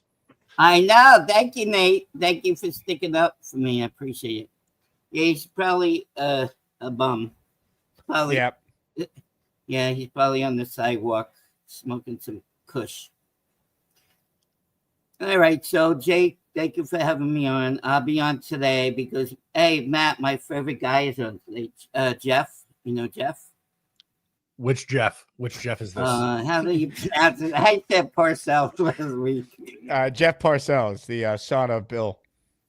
No, he's from Las Vegas. You know him? Jeff. Of course, yes. I like love Rudy his weekly from, spots, Jake. Great He content. looks like the guy Rudy from the guy who played Rudy. That's who I was. Okay. Bobby, I don't know how else to say this. What? I'm just going to play this. Ladies and gentlemen, sports fans of all ages, welcome to the event of the year, the moment you've all been waiting for. This is the Asmaniac Rumble. Oh, it's Brian the Big Mouth. Oh, hi, shithead. How you doing? I'm doing great, Bobby. You got a fucking big mouth, you know that? I was enjoying the show until you fucking came on and ruined it. Well, you never call in, so shut the fuck up. I always call in, and I always. Well, I call in more than you, jackass. No, you don't. Fuck I never see you, and when I see. On behalf of the Jake Asman Show, we apologize for the foul language. No, you probably can't see. That's fine. Where are you from, New York? I'm from Jersey, bro, and I'm a big you're a Jets tough dude. I'm scared of you. Nah, I'm just kidding. I like you, Bobby, and. Well, why you said I suck for? Because I like hearing you getting wound up and stuff, being angry. But hey, look, congratulations on your 3 pounds that you lost. Hope you lose a little bit more. You don't suck. I'm going to do it. I'm not a bully. I'm not a bully. I'm serious. Well, at least I give you one credit. You came on. You did come on. The other guy's shit. He didn't come on. I love this show, and I like when Matt is on. It's just that's why. Oh yeah, Matt's a great guy. You want to talk to Matt and I leave? Nah, we're good, man. We're good. Matt's a good guy. Matt's a good guy. You got to talk to him if you like. All right, we'll see you later. Wait! Before you leave, Bobby. Yeah. Who you want as the coach and defensive coach, offensive coordinator? I want, like Jake would say, I want that guy from Tennessee Titans. I think he's a good coach. Vrabel?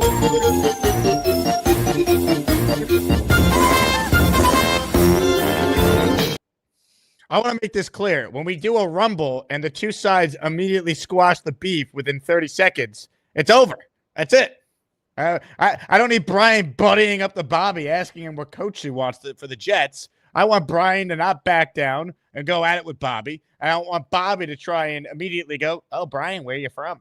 And then that's it. It's over. Just like that. Where you from? And it's like the peace treaty signed already. I want a rumble, Matt. I want a rumble. That was the fastest rumble of all time. That went over very quickly. They came out flying out of the gate. It was very entertaining, and then immediately squashed the beef. And just so, Bobby, you're aware, right? Next time you think Alan has your best interest in mind, he doesn't. He can't stand you. He writes in, Brian, don't give in to Bobby more jabs. So Alan wanted Brian to keep going at you, Bobby. So remember that next time Alan tries to convince you he's your friend because he gave you a membership on your channel. Just saying. Anyway, Matt, excellent job out of you. Appreciate you hopping on the show today. A blast as always. I love coming on with the Asmaniacs. Jake, thanks for having me. Ladies and gentlemen, the great Matt O'Leary. Make sure you guys subscribe to his channel. Matt's awesome. Does a great job talking Jets every Tuesday night. As good as he gets. All right, hit the like button if you're just tuning in. T-Town Jet with another membership gifted, another raffle entrant. It's the Asmaniac membership raffle. For every membership gifted, you receive 1 ticket entered in the raffle to win epic prizes.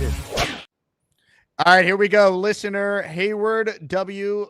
Messages, Pastor Friends in Christ, NC.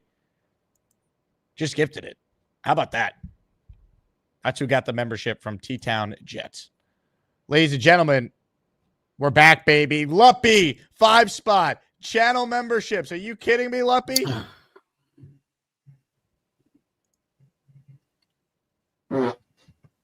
Excuse me. DJ Jibs, Richard Galati, Sad Higeki, B40, and Matt Shaw, all receiving memberships. Boom. That is now 11. 11, and we needed 32. Hopefully we get a raffle maybe by this afternoon show. The Braylon Allen jersey is the next one we're giving away. Good timing for it, too, after a good game he had against the Dolphins on Sunday. Ladies and gentlemen, let's get back to your calls right now. Let's say, hold on, T-Town wants another raffle ticket, so guess what? He wants it. He shall get it. Listener, let's see, who got it? Listener Squared Away just got another ticket. We're up to 12 memberships that have been gifted during today's show. Let's say hello right now to our good friend. Oh, hold on. More 5-spot. The show will continue after we shout out the people who just got these memberships. Baby. Yeah, here we come, baby. Here we come. Here come the Jets, baby. These are from Bo, Ev Doggy Dog, Andrew Hernandez, Leaf King, Richard Ascuto, Daniel Ruth, all receiving channel memberships. Welcome, welcome, welcome. Bo, you are the man. Bo has won our first 2 giveaways. He's come 2nd and 3rd in each, which means he's gotten items from the merch store, and he's got 5 more tickets in our next one. Thank you, Bo. Appreciate your support. Let's say hello right now to the great Jason in Jerusalem. What's up, Jason? Hey, Jake. What's up? How are you, man?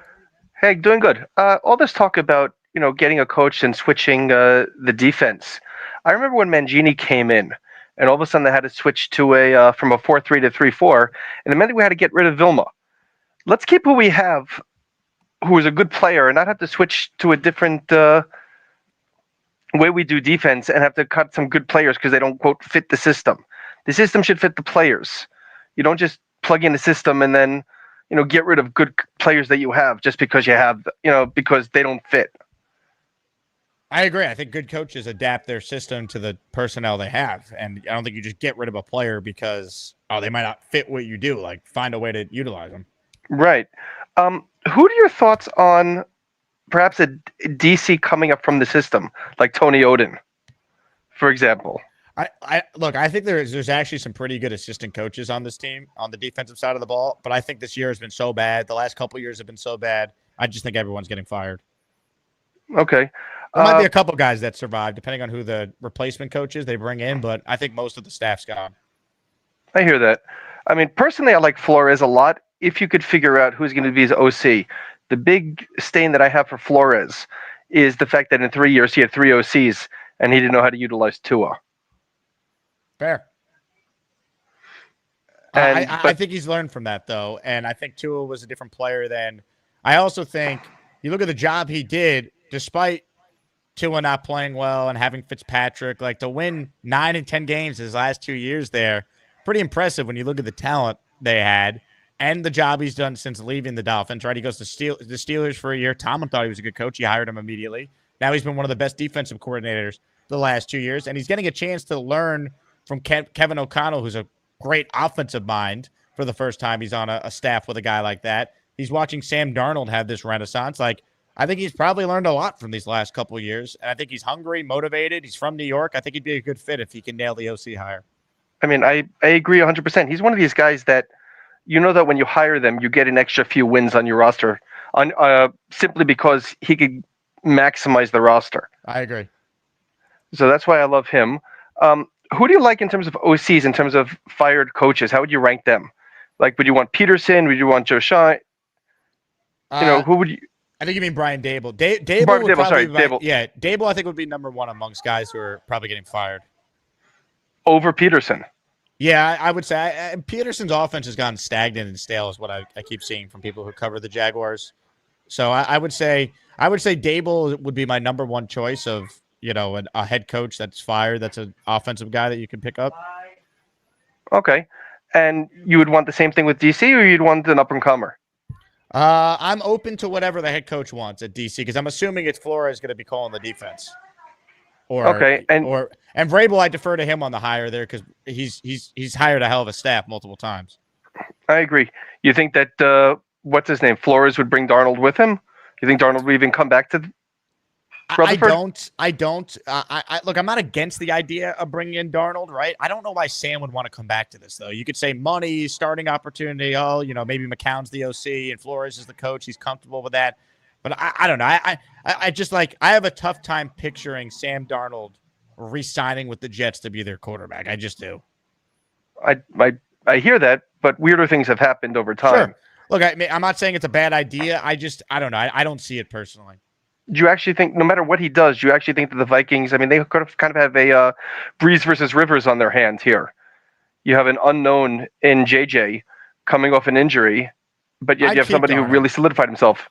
I'd keep Darnold. At best, you hope JJ McCarthy is putting up a year as good as what Darnold's doing right now. Darnold's only 27 as well. Like, what's the rush to get rid of the guy? Like, if I'm the Vikings, I'm either signing Sam or I'm franchising him, but I'm not letting him hit free agency. Like, JJ McCarthy had another setback. with his recovery from the ACL. Like, I'm in no rush to move off of Sam Darnold when he's having a career year. Okay, and Cousins? Cousins, I'm staying away from the aging quarterback off Achilles. The Rodgers thing scared me. I hear that, but if you need a bridge, I mean, do you want a Tyrod as a bridge, or would you want somebody who had a bit more success like a Cousins? I mean, are you getting Cousins as just like a one-year thing, or are you inheriting that contract? That's the question. I hear that, but most likely they're going to cut him. Yeah, I don't know. I would have to look more into Cousins this year because I know he hasn't been great, but how much of that is the situation? I don't know. I gotta watch more. I hear that, but I mean, he definitely has weapons that he's not utilizing in terms of Bijan and Pitts and he can't move. London. Like and he hasn't played well of late. That I know. I don't know. I'm kind of iffy on Kirk Cousins. I hear that, but unfortunately, what did I refer to Cousins as a number of years ago? He's a Antarctica 10. He's somebody that he's a drop dead gorgeous when you're in Antarctica and you don't have anybody else there. Look, I'll tell you what. He's not a bad quarterback, but he's a Hall of Fame businessman. I can say That's that true. about Kirk Cousins. And he confuses when to spike it and when to do a kneel down. That's right.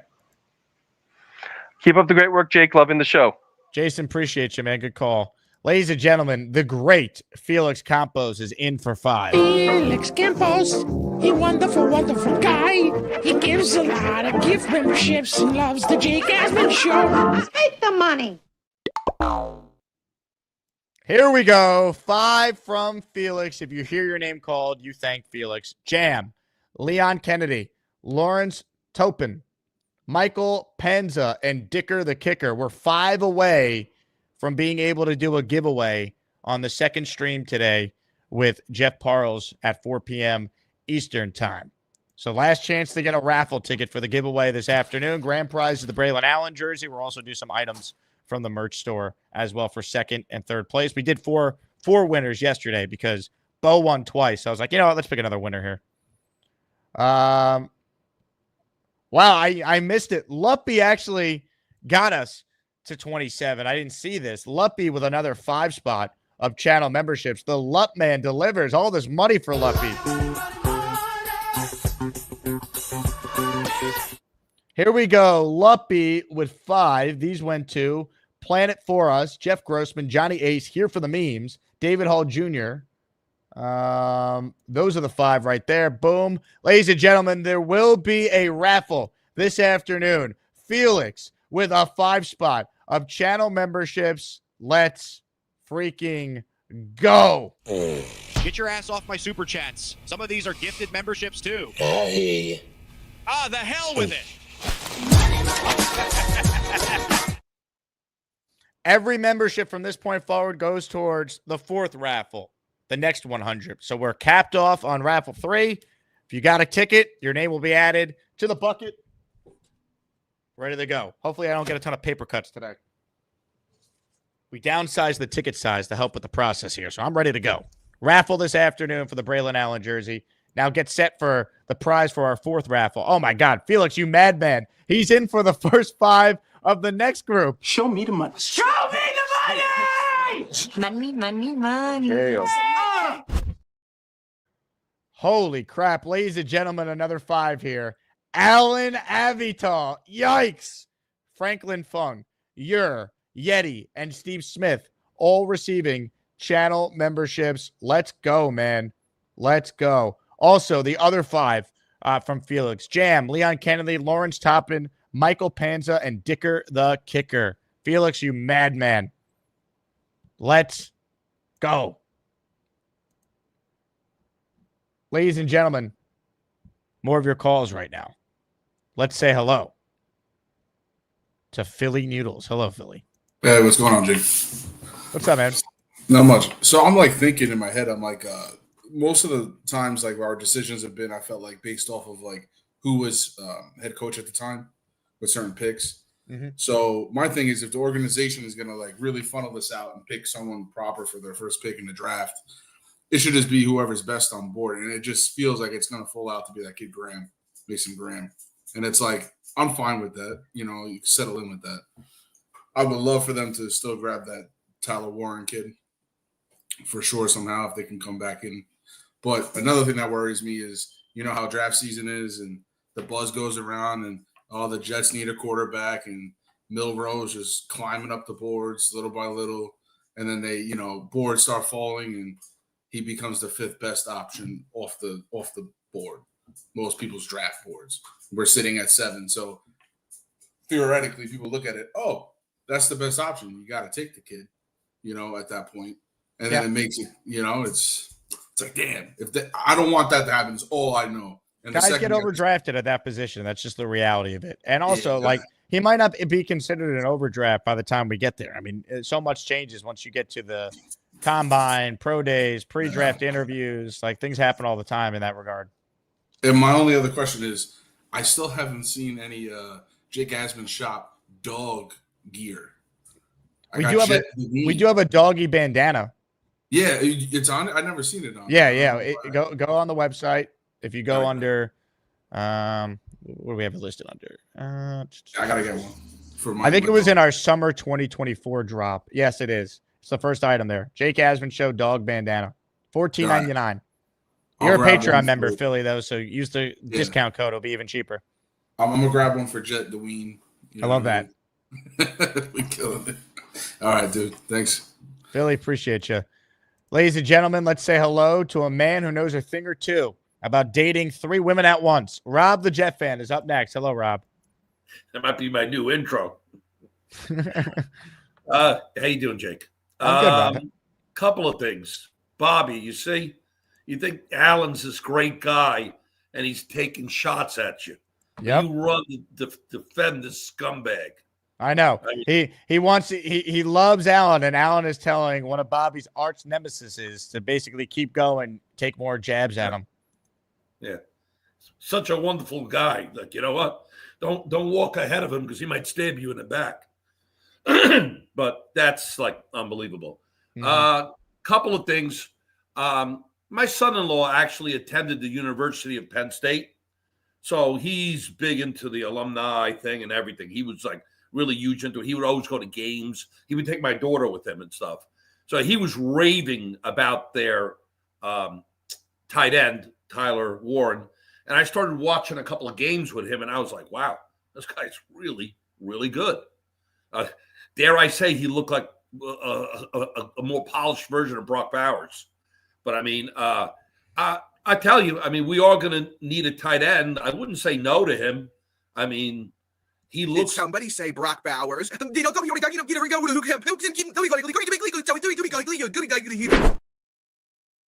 Somebody said Brock Bowers. You got to show him when I was eating the pasta. Did you show him me eating that pasta, the chicken? Oh, he saw the Gary? show. Yeah, I'm sure he saw it. But in case he didn't. Did you hit it? Hey, Jake, tell Gary, chicken and pasta. Here we go.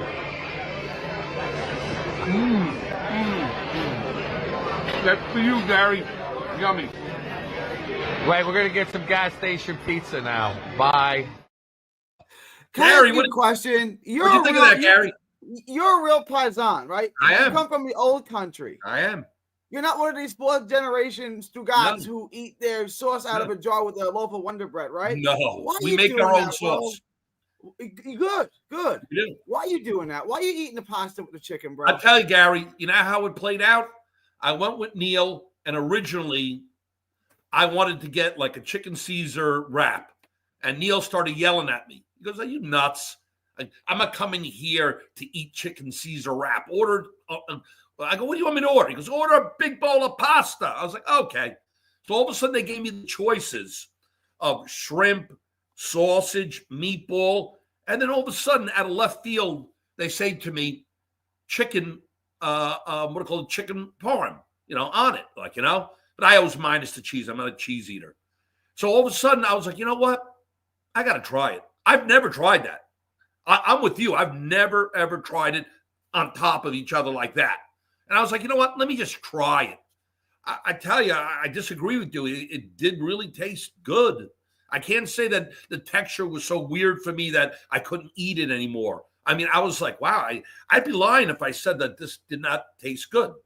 So that's the first time you had chicken. Okay, it's the first time you've had it. Yeah, that was the first time I had it together like that. So I feel you there because I've been to Italy many times and I've never seen chicken on top of pasta. So I will confirm what you say is correct. That is weird. But I did try it, and I can't say that it tasted bad. It did taste good. I'm sorry to tell you that, but I'm just now you guys went to Vincent's Clam Bar in Coral Place, right? How good I used is to that go there place? all the time. That place is like 5 stars, but I always got the Feast of the Seven Fishes. So it was the octopus, the squid, the shrimp, everything on top of the calamar, linguine. Yeah, that was fantastic. Great stuff. That was what I always got. I would be lying to you if I told you that tasted bad that day. It didn't. It tasted good. It was, the texture didn't like flip me out like it did you. If you ever tried, did you ever even tried it that way, or you never even tried it? I'm sure I have. I just can't think of a single. I can't remember ever eating it. Like I just remember that being an absolute no. And my mom always told me that Americano, that's no good, baby. And you know what? I'm authentic Italian. I speak Italian fluently. I know you do. Yeah. So you know that I'm not a fly-by-night saying like, oh, you're crazy. I'm telling you, it's unheard of. You're right, but it didn't taste bad. I tasted it. I was like, wow, this is good. It shocked me, but it was good. You're not going to put cheese on your seafood. You're not going to do that, right? Why would I put cheese on my seafood? Okay. I'm just making sure. Okay. Good. I'm not a big cheese eater. Chicken doesn't go with pasta. Don't you know it's disgusting? Chicken can't go with pasta. Why? Because of the texture. Instead, go get yourself pizza at the closest Shell gas station, because chicken don't go with pasta. I just discovered dogs are pets. I mean, every battle today has been pleasant. I know you don't like it. You want blood. You want, but yeah, then I want. My job is to try and put forth an entertaining show. You and Gary agreeing on Italian cuisine and having a nice exchange and talking about Vincent's Clam Bar. While I enjoy the camaraderie, I wanted the back and forth. All right, how about a back and forth between you and I right now?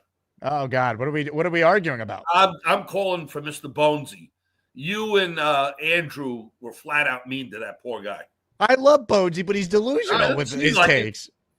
You threw him under the bus yesterday. What do you, I gave my take, Fialco gave his, and then we had 4 different people call in who agreed with us and wanted to argue with Bonesy, and we gave them the chance to go at it with Bonesy. You know what he is right about, Jake? Say whatever you want. I don't say a lot of the points that you and Andrew made were not valid. Okay. But here's the thing. Guys like Goomba, Neil, Bonesy, myself, we're not in a hurry to see Justin Fields run around like he's on a hamster wheel and caving in because he can't throw out of the pocket. I'm not in a rush to see that next year. I'm not in a rush to see Gary's boy, Jameis Winston, throw 3 touchdowns and then he throws 4 picks heading the other direction. We're not in a rush to see the Jets suck next year. We're not. Neither am I. I want to see. Well, okay, but Aaron Rodgers has not played well, Rob. Why are we acting like he's played well? Jake, if he balls out his next 4 games, like yes, I know. Okay, I don't think it's happening. He's played 1 good game. He played well on Sunday. What about the other 3 before that? That's my point. Hold on. Let me make my point. I don't disagree with you. I'm not disagreeing. I think Bonesy's taking it to another level. Okay, I love Bonesy. But what we're saying, or at least what I'm saying, is if he balls out the next 4 games and he's willing to lower his cap hit, you damn Skippy, I want to see him next year. I don't want to see those 2 clowns that you guys are mentioning. I'm not going to be optimistic about the Jets. Rob, I agree with you, but like that, the chances of 1, him balling out, 2, him wanting to take a pay cut, and 3, you didn't even mention this, learn a new offense, are all very unlikely. Yes. If he's willing to do that and that happens, then yeah, I'm on board. But I'm just looking at it logically. Okay, let me ask you a question now. So be honest here. If we keep the crop of players that we have right now, we still have a decent amount of players on the team. Yes? Yeah, I think there's talent on this team. Yes. Okay, now stay with me. Let's pretend that we get a couple of people from the draft and they're okay. Because let's be honest, we're not drafting those 2 quarterbacks that are coming up. We're not going to get Sanders. We're not going to get what's the other guy's name from Miami? Cam Ward. Cam Ward, thank you. When those 2 guys are not coming, let's be honest. And even if those 2 guys came, they wouldn't be ready right away. They would be a sit down. Okay. So here's my point here. So if the Jets did what you said, or Andrew, or Philly Noodle, all these guys, big fellow, everyone, and all of a sudden we got Justin Fields, you're going to tell me that you'd be optimistic next year that we're making the playoffs?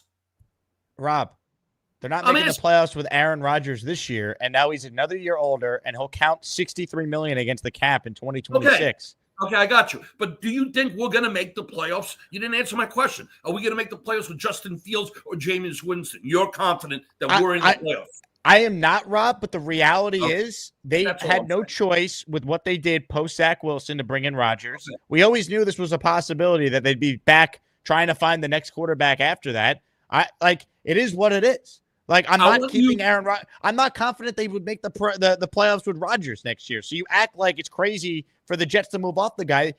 There's no guarantee he's going to be able to go out there and get this team to the playoffs next year, even with better coaching. He's another year older. He's more susceptible to injuries than ever. And he hasn't played well. He has not played well. Okay, hold on. If he's healthier next year and he comes in with a good scheme with Vrabel, and the Jets acquire a couple of people here and there, you don't think they have a better shot of making the playoffs than with Justin Fields, Jameis Winston? Maybe. I think so. Okay. Well, the first part of your argument, and this is where we agree, and we're having an argument now that we don't need to have because we got to see how the last 4 games go, is how the last 4 games go. If he plays like he did on Sunday, Rob, over a sustained stretch here down the stretch, I'm more open to it. I still would hope that he's only coming back with a modern offense, though. And if he doesn't want to learn a new offense, I can't bring him back. I'm not running this West Coast system. Well, that's what I'm saying. So if you agree with me, stop defending Bonesy, who's saying no matter what, they should bring Rodgers back, because he's dead wrong. You shouldn't bring Rodgers back no matter what. There's got to be direct stipulation. Great. I love the guy. He has a great life, though. He's got 3 wonderful kids, a beautiful wife. He was getting high playing Xbox last night on the Nick Shine show. Don't feel so bad for him. He's doing okay. He will survive without Aaron Rodgers as the Jet quarterback. I almost called in. I saw you guys on at about 1 or 2. Ladies and gentlemen, sports fans of all ages, welcome to the event of the year, the moment you've all been waiting for. This is the Asmaniac Rumble. First of all, I've never said that I was best friends with Bobby. Bobby and I are acquaintances, so I can go after Bobby as much as I want. Acquaintances? Number 2, I heard our chat the other day. I heard what you said about me before. Oh, can you hear me? What's wrong? Your audio, it's like... Yeah, my audio sucks. I got to get on it. Tell your wife you got to improve the audio. I appreciate it. I'll tell her later, okay? So go ahead. By the way, I heard some of the comments you made about me the other day before our dating chat. You were a scumbag, what you did to these girls. You did. You were a scumbag. So, and your point? But I don't understand why I'm the bad guy here. You were a scumbag. I don't have to, you know what? I don't have to. You did not tell the woman that you were cheating on her with other people. So that's why I called you a scumbag. She didn't put out. She didn't put out. You waited 1.5 years. Why are you still there? I explained it She didn't put out. That's why you cheated on her. I explained it to you. She seemed to be a I heard what you said. You did. You cheated on her because she didn't put out. So that means that you're at fault because you should have left the situation. No, she's supposed to take care of her man. I mean, they gladly take the money when they go out on a date. They gladly will eat. You sound like such a scumbag, man. I can't believe you're saying that in person. Why would you say your daughter must be listening to this and cringing? Nah, my daughter would never listen to this. I would never let her listen to it. I know. Why would you say that? It's unbelievable. Okay. And one football point, okay? I say it's unbelievable. Half the things that you say and the way you insult. I say a lot of stuff, but everything I say has come to fruition. Okay. This team cannot win with Aaron Rodgers next year. That's all I have to say. Listen, okay, hold up. Let me rebuttal. I laid out the scenario that I would want him to come back. If he balls out the next 4 games, if he's willing to lower his cap hit, if he's willing not. to learn, hold up, if he's willing to learn a new system, I'd He's rather not. have He's not. Let me finish and I'll listen to you. I'd rather do that than to see garbage freaking Justin. He sucks. 5 touchdowns in 9 games. What? 122 yards. You're about the stats, Alan. You're about the stats. Did you see the numbers he put up? What is the ceiling? Wait a minute. What is the ceiling? Hold on. Why did Tomlin bench him for Russell Wilson if he's so freaking good? I never said I wanted him. All I said is I don't want Aaron Rodgers back. Here's the question. Well, everyone in the chat is saying that they want him. What is the ceiling? What is the ceiling of the 2025 Jets with Aaron Rodgers? What do you want as the quarterback? And I heard you, Sam Howell. Are you on drugs? I would take Sam Howell for 1 year. I would. Are you doing lines? Sam What do you mean Howell I'm doing? sucks. That guy's not What? a quarterback. You're willing to I would take him for 1 year. Oh, come on.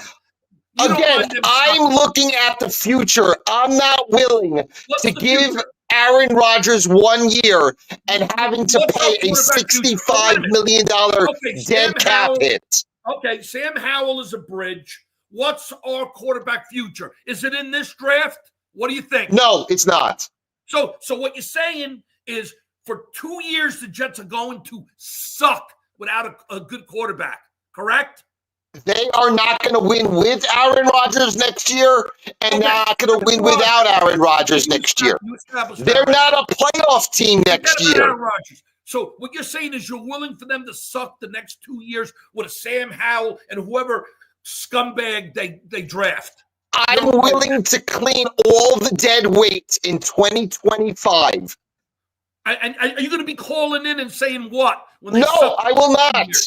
What are you going to say? I am willing to clean all the dead weight in 2025 and start new in 2026. The dead weight, if there's a rainbow. If we see something and say, hey, look this team can't win next year. You know what, They're Alan? not going to win next year with Aaron Rodgers. If this was last year and the Jets got like a Drake May, I would be excited. Because I think but there is no Drake May in the draft this year. That's why I am not willing to bring back a 41-year-old quarterback with a $63 million dead cap in 2026. And I'm not Bridge quarterbacks do not come with 2026 $63 million dead cap hits. They don't. Or Jameis Winston, who throws 3 touchdowns and 4 picks going the opposite direction. Oh, wow, that's going to be fun next year. I can't wait. Next year, they're not winning. They're not winning next year. They're not. The following year either. You're looking at 2 years. And you know. I'm looking at 2026. Yes, they're not winning next year. This team has no chance next year, especially if you bring back an old fart Aaron Rodgers. I'm sorry. It's not working. It's over. I listen to you. I listen to Neil. I listen to Bonesy. You guys are all delusional. I'm sorry. I'm trying to be honest. Millions are like assholes. Everyone has one. I'm glad they have no chance with a 41-year-old quarterback. Next year is a retooling season. They're not going to win.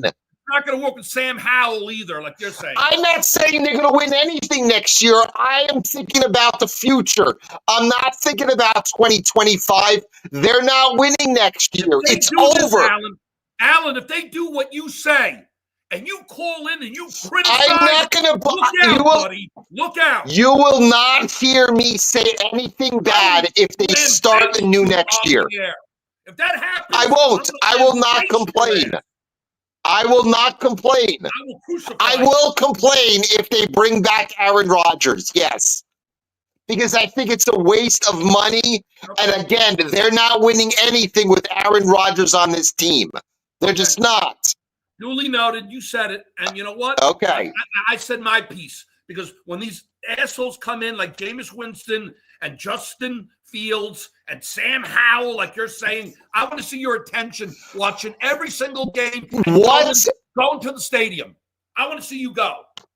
I will go to a game next year. I don't live in New York, but I will go to a game next year if they don't. Season tickets. How about that?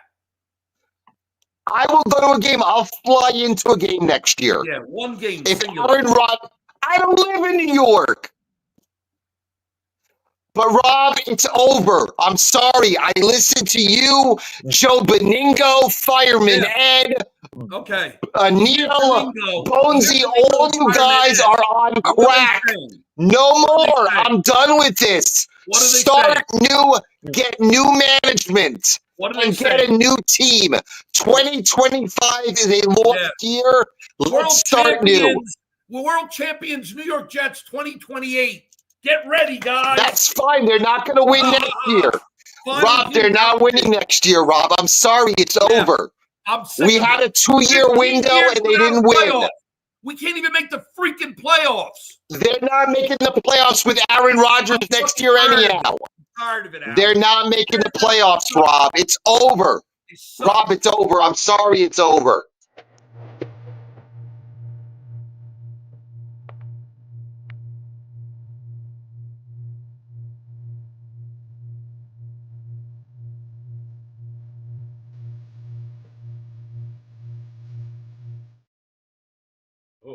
Can we steer the conversation back to the 18 months of Rob dating the woman? Thank you for the time. I'll see myself. Oh my God. I will still never understand that, Rob. I will. You need to explain that to me. So let me ask you. Can I ask you a question, Rob? Okay. Yeah, I'm listening. When did you tell her within the 18 months that things were not working out because she wasn't putting out? 8 months. You told her 8 months, yet you stayed with her another 10 months. How is that smart? Alan, I explained to you, you obviously were not listening, and I'll say it again. I was listening. You said that she was a good girl. I got it. You're asking me a question. Do you want me to answer it, or you want to? I'm listening. Go. Okay, here it is. I was going through a bad, rough patch in my life. I had to take off from work for 2 stints of 7 months because I was going through panic attacks and anxiety attacks. And this happened. This happened. I won't get 100% personal here, but this happened because of one of my daughters. And I'll leave it there. Because of that, it was like I couldn't get calm. I felt like I needed someone to get me through a rough patch. I tried everything under the stars because I'm not a medication guy. I'm on 0 medications. I'm on supplements, vitamins. I exercise. I'm a good eater. Okay. But I was looking for something to feel better again, naturally, without having somebody to write a fucking prescription out to me. So I was saying, like, where am I going to go? I would go out with my buddies. We would go to a dance club. I would stay a half an hour and I'd walk out. And then I met that girl. She was Brazilian, actually. And she started coaxing me into dancing and so forth. And she noticed that I was a little, like, uptight. And she was like, what's wrong with you? What's wrong with you? And I explained to her. And she was like, well, you need to come to church because that's going to help you. And I was like, nah, that doesn't work. She goes, believe me, it does. So I said to her one time, you know what? One day, twist my arm. Maybe I'll come. She called me up one time at 10 a.m.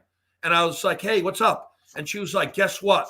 She was like, I'm going to church and I want you to come. And there's 2 reasons why I want you to come. And I go, why? She goes, 1, because it's about God. 2, you get to see me.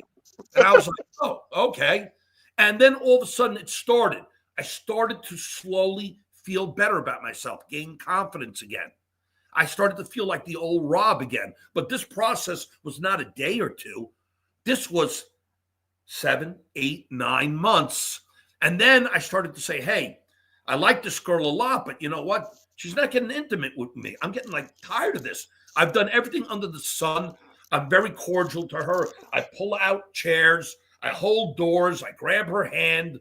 I don't curse in front of her. I go to church with her. I go, what the fuck is going on here? And so what was her reaction? What did she say when you told this to her?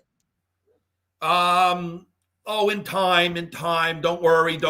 It was like towards the end and stuff like that. And I'm sorry to say this, and I won't say this is right. I started to feel like my old self again, and I started to get attracted to other women that I saw when we would go out dancing. I would see other women, and all of a sudden, there was one girl in particular that I was kind of crazy about. Hey, congrats on the sex. And she would grab me and start dancing with me, and then the other girl was dancing with another guy, and I was like, this is where I got to end it before it becomes too serious. And it just wasn't happening. But you never really told this girl, the one with 18 months, that you were thinking about other women. No, that part. I'm not going to insult her. That was the mistake.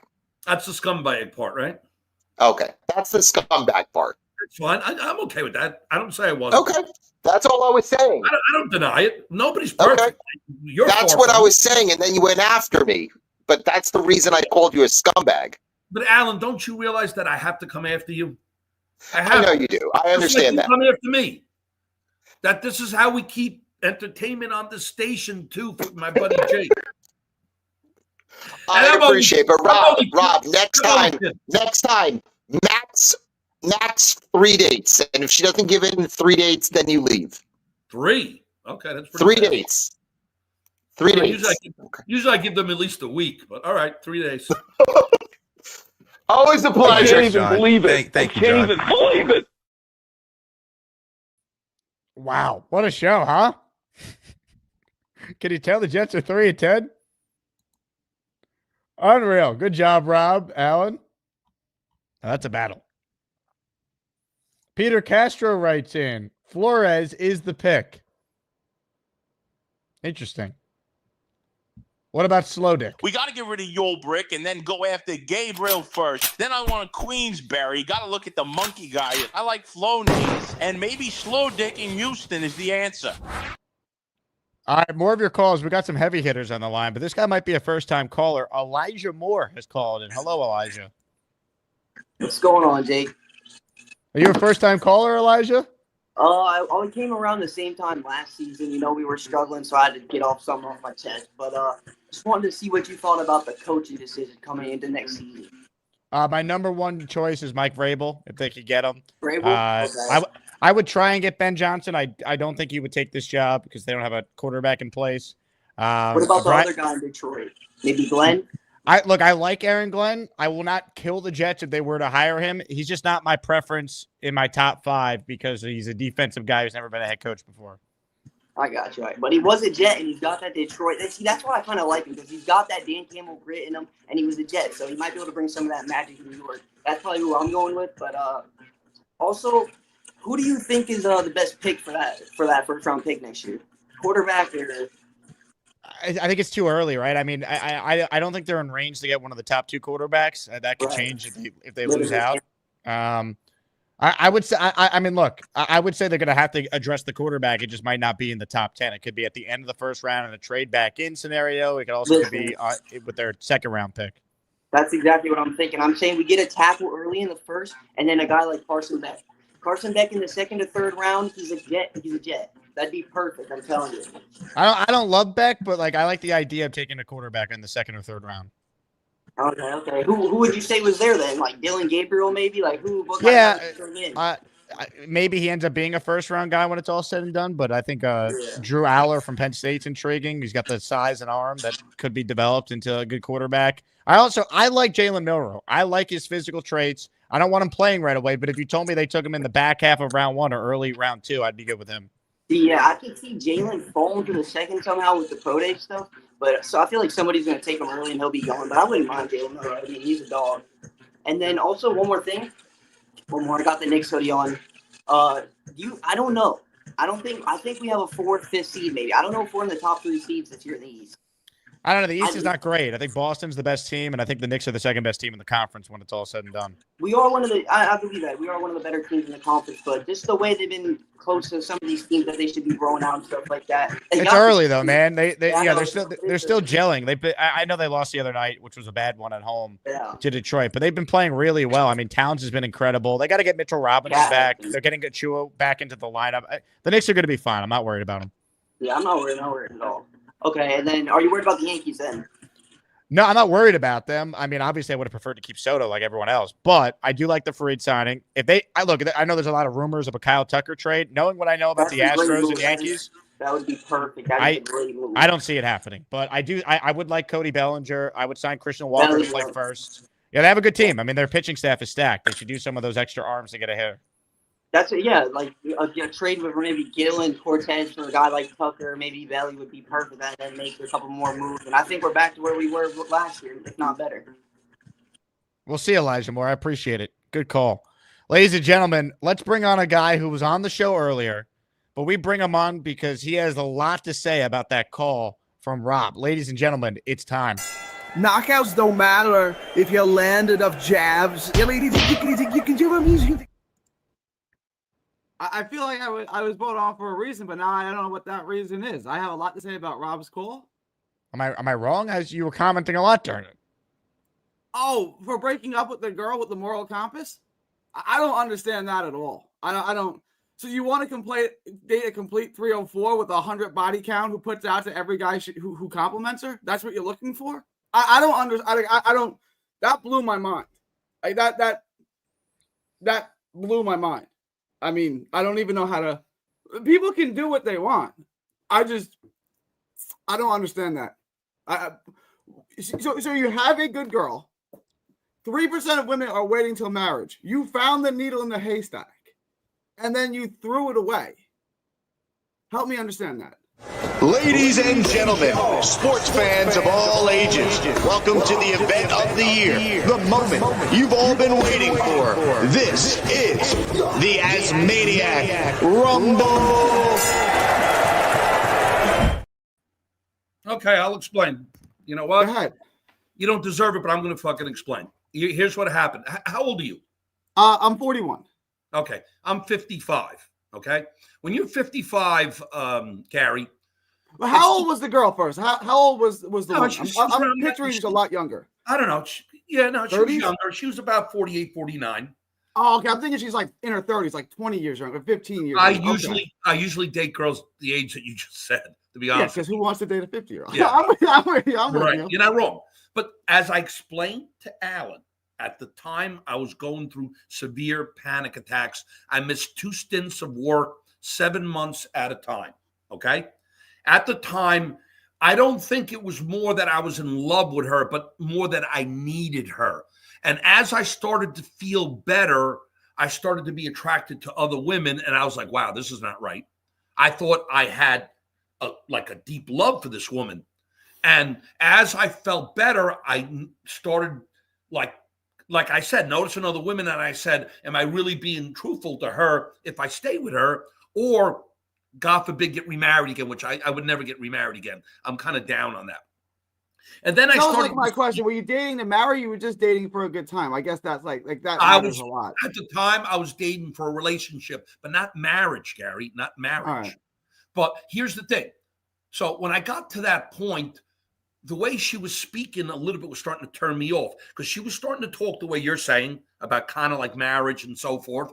And what she was saying. You dated her for a year and a half, Rob. I mean, if she's a good woman, she's going to want to get married. No, I know. But hear me out. She was saying stuff that was written in the Bible, like, you know what? The guy always has to take care of the woman. He's got to pay for everything. So I said something kidding around. I said, listen, you're a school teacher. You make a lot of money right now. At the time, I was unemployed. And I was like, so if we got together, who's supporting who? She goes, oh, you're supporting me. It is written. The guy must support the women. I go, but if you're making $200,000 a year and I'm not making squat right now, you still expect me to support you and you keep all your money? She goes, yes. I said that to my father, and my father was cracking up laughing. My father was like, if you were both 20, that would be a different story. She's been married, you've been married, and now things start to change.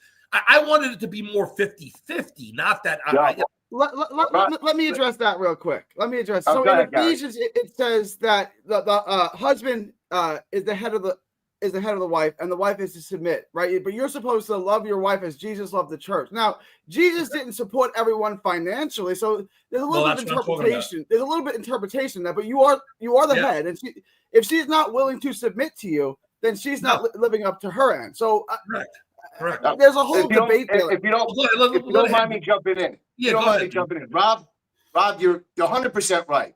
Any woman that tells you that you're responsible for everything for her and that when you guys and nothing's going on between you guys, were you guys exclusive? No. Did she? Hang on. Did she think you were exclusive? Because what I'm getting is you have nothing to be ashamed of. Zero.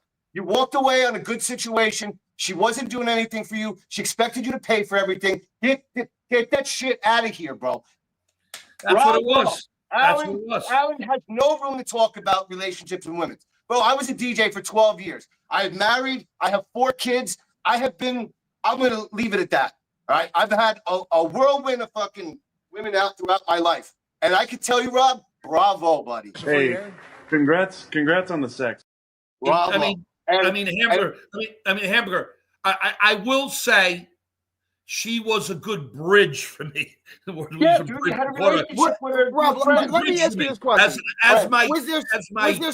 Wait a second, Gary. As my health started to get better, she was a bridge. As I got better, I realized that I wasn't in love with her. And then I was not in love with the way she was speaking to me. Because here she is pushing almost 50. I'm 50 already. And she's telling me that she's keeping every dollar in her pocket. And she expects me to pay all the bills and come over and repair her house. Hell no. It is different when she's 50, right? Because she's not going to give you children at 50, obviously, right? Right. Yes. So, correct. When I married my wife, go find a fun girl, bro. Go find a fun girl, bro. Have fun. Just like I was going to work. Go have fun, man. Hey, congrats on the sex. I was going to pay the bills. I'm dating 3 girls right now. That was they're all in understood. their 30s and 40s. Beautiful. Enjoy, Rob. Enjoy. At 30, Don't she can listen to still. anybody. At 30s, if she said to you, "I want to have a kid," and you agreed to that, now I do agree with her that you're responsible. Like she has to stay at home with the kid for at least a couple of years. That might be different. That's a different situation. That's why I'm thinking. Like, I didn't realize she was your age. I thought she was a lot younger. My father, guys, my father's 95 years old. He's an Italian who's in great shape. He walks with me 7-8 miles. He's incredible.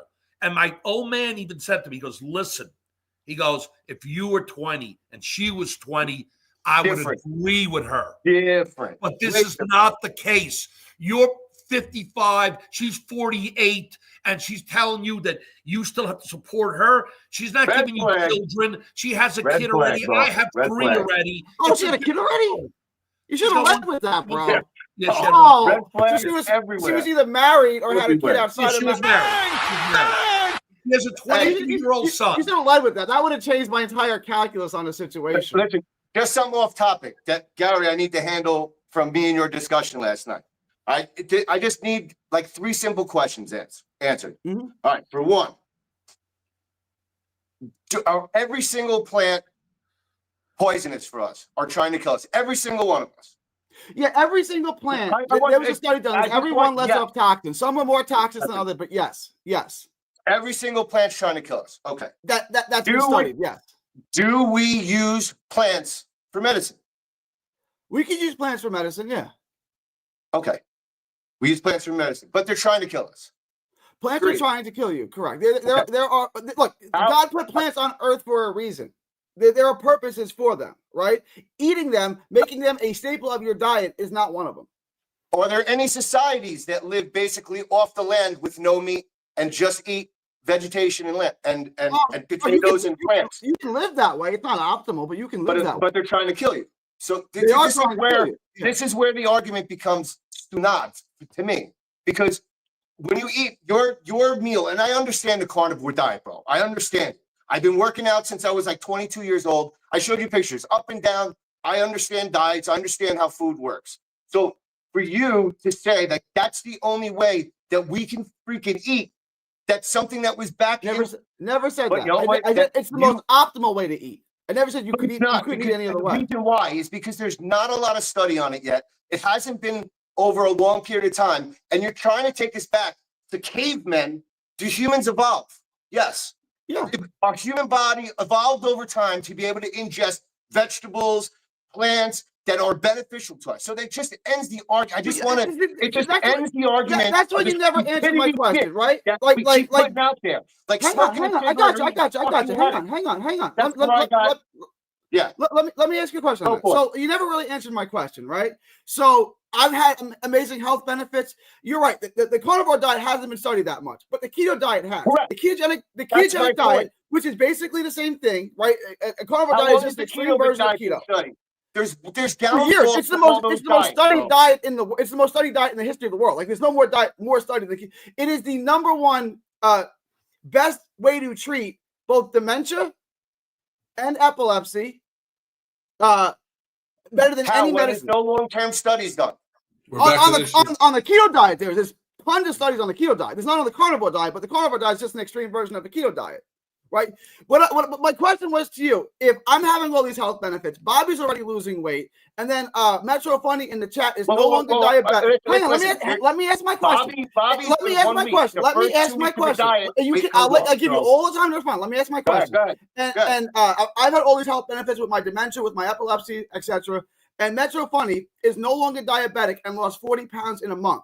Should he reintroduce plants into his diet and go back to being pre-diabetic and obese? The only thing he changed was taking plants out. Hold on. Before that situation, how did he eat before that situation? Was it diabetic because of the way he ate, or was it genetic when he got it? You know what I mean? Most of it's genetic. Well, he's now no longer diabetic. So it tells me it's the way that he ate.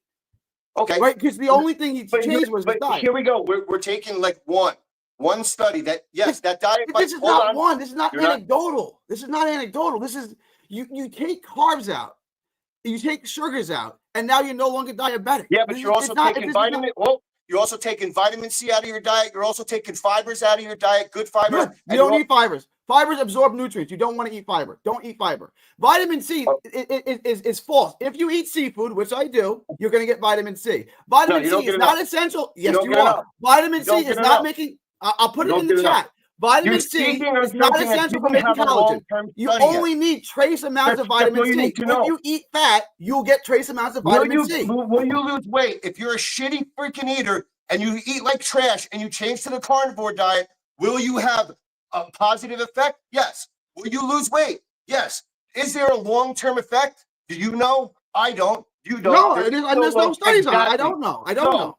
With a balanced diet. Why are you assuming there are? You're assuming that there are. With a balanced diet for somebody that eats like shit and goes on a balanced diet where they take in vitamins with their vegetables, with their steak, with their meat, with all the eating a good meal. You're going to tell me that that's bad? I'm just saying.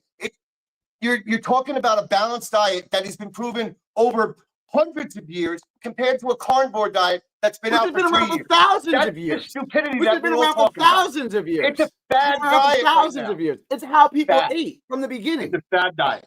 It's a fad. How's it a fad diet when it's been around for thousands? How's it a fad diet when it's been around for thousands of years? Well, we were cavemen, bro. We've evolved. Period. End of story. Oh, but you can still eat meat. And you still eat meat.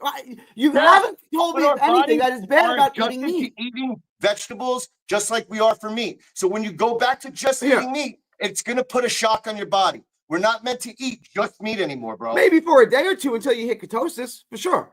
It can shock your system for a day or two. It didn't happen to me, but I know people that it did happen to, for sure. Come to me in 10 years when his diet, when they find out that it has bad side effects. I want you to know what bad side effects do you have from eating steak or fish? Because people have been eating steak and fish for thousands of years. Just eat steak and fish. One, it becomes hard to eat all the time for some people. Two, that's the best part about it.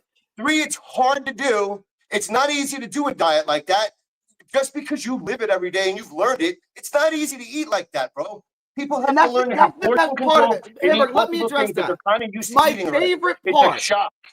Besides all the health benefits, besides feeling half my age, my favorite part of the carnivore diet is that I absolutely hate it and it's extremely hard to do. Doing things that are extremely hard that you hate doing because they net the best result is all about what being a man is. That's what being. Excuse me, I'm sorry, I burped.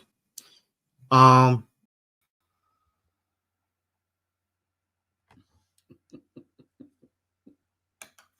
was a good back and forth. But here's the thing. Gary, one thing that you admitted to You drink 8 to 10 cups of coffee a day. Coffees are made with plants, my friend. So a little bit you're contradicting yourself here. You shouldn't be drinking coffee. That's plants. So again, you're contradicting yourself. You should not be drinking coffee. Cut out the coffee completely. So you need the caffeine, the stimulant to keep you going and stuff. So you're kind of being a hypocrite. Let's be honest here. You're probably right. You're being a hypocrite a little, buddy. A little, okay, but I'm acknowledging that. Stop the coffee now. Can you stop coffee? Let me address that. Be honest. I don't know. I quit every other substance known to man. So probably coffee. I could. So quit coffee. Okay, let me address that. Most carnivores drink coffee, but you're right. Carnivore, a plant, and there's a big debate in the carnivore community. Coffee is a plant. You shouldn't be drinking it. You're probably right. You are right. I've talked to many carnivores who quit coffee. They feel even better. It's an addiction. Coffee. It's an addiction. Well, I also think it's a super drink. I sleep 4 hours a day and drink 10 cups of coffee. You're right. And is that good? So sleeping 4 hours is healthy? No, I hate sleeping. I hate going to bed. I hate you need a rest. 7 or 8 hours. You know what? I agree. I don't disagree with you. Okay, hold up. I don't disagree with you about the carnivore diet. I think it has a lot of merit. A lot. Would I totally give up all the vegetables and everything that you said? No. Because what's in those vegetables are not poisonous to the point that they're going to kill you if it is done in moderation, if it's organic. And one thing that you missed, and I'm ashamed of you, because you do get vitamin C from the carnivore diet. And you know where you get it? I was trying to say I couldn't get it out. When the cow eats in the muscle. Grass, when cows eat grass, what do you think grass is full of? Vitamin C, my friend. You don't get vitamin C from meat is a myth, and I couldn't get to that. I couldn't get it out, but you're absolutely right. If you're eating grains, no. If a cow is eating grass fed, there's your vitamin C, my friend. There's your vitamin C. You're 100%. Yeah. Excuse me. What a show. What a show. All right, quick shout out. Ralphie has another entry for the raffle for our fourth one. We're doing the third one this afternoon. Ralphie, appreciate you. Bang! Bang! He just signed up and became a member himself. Big fella, he wants in on the conversation. He's next. Hey, big fella. Hey, man, I just had something to tell Rob, if you could.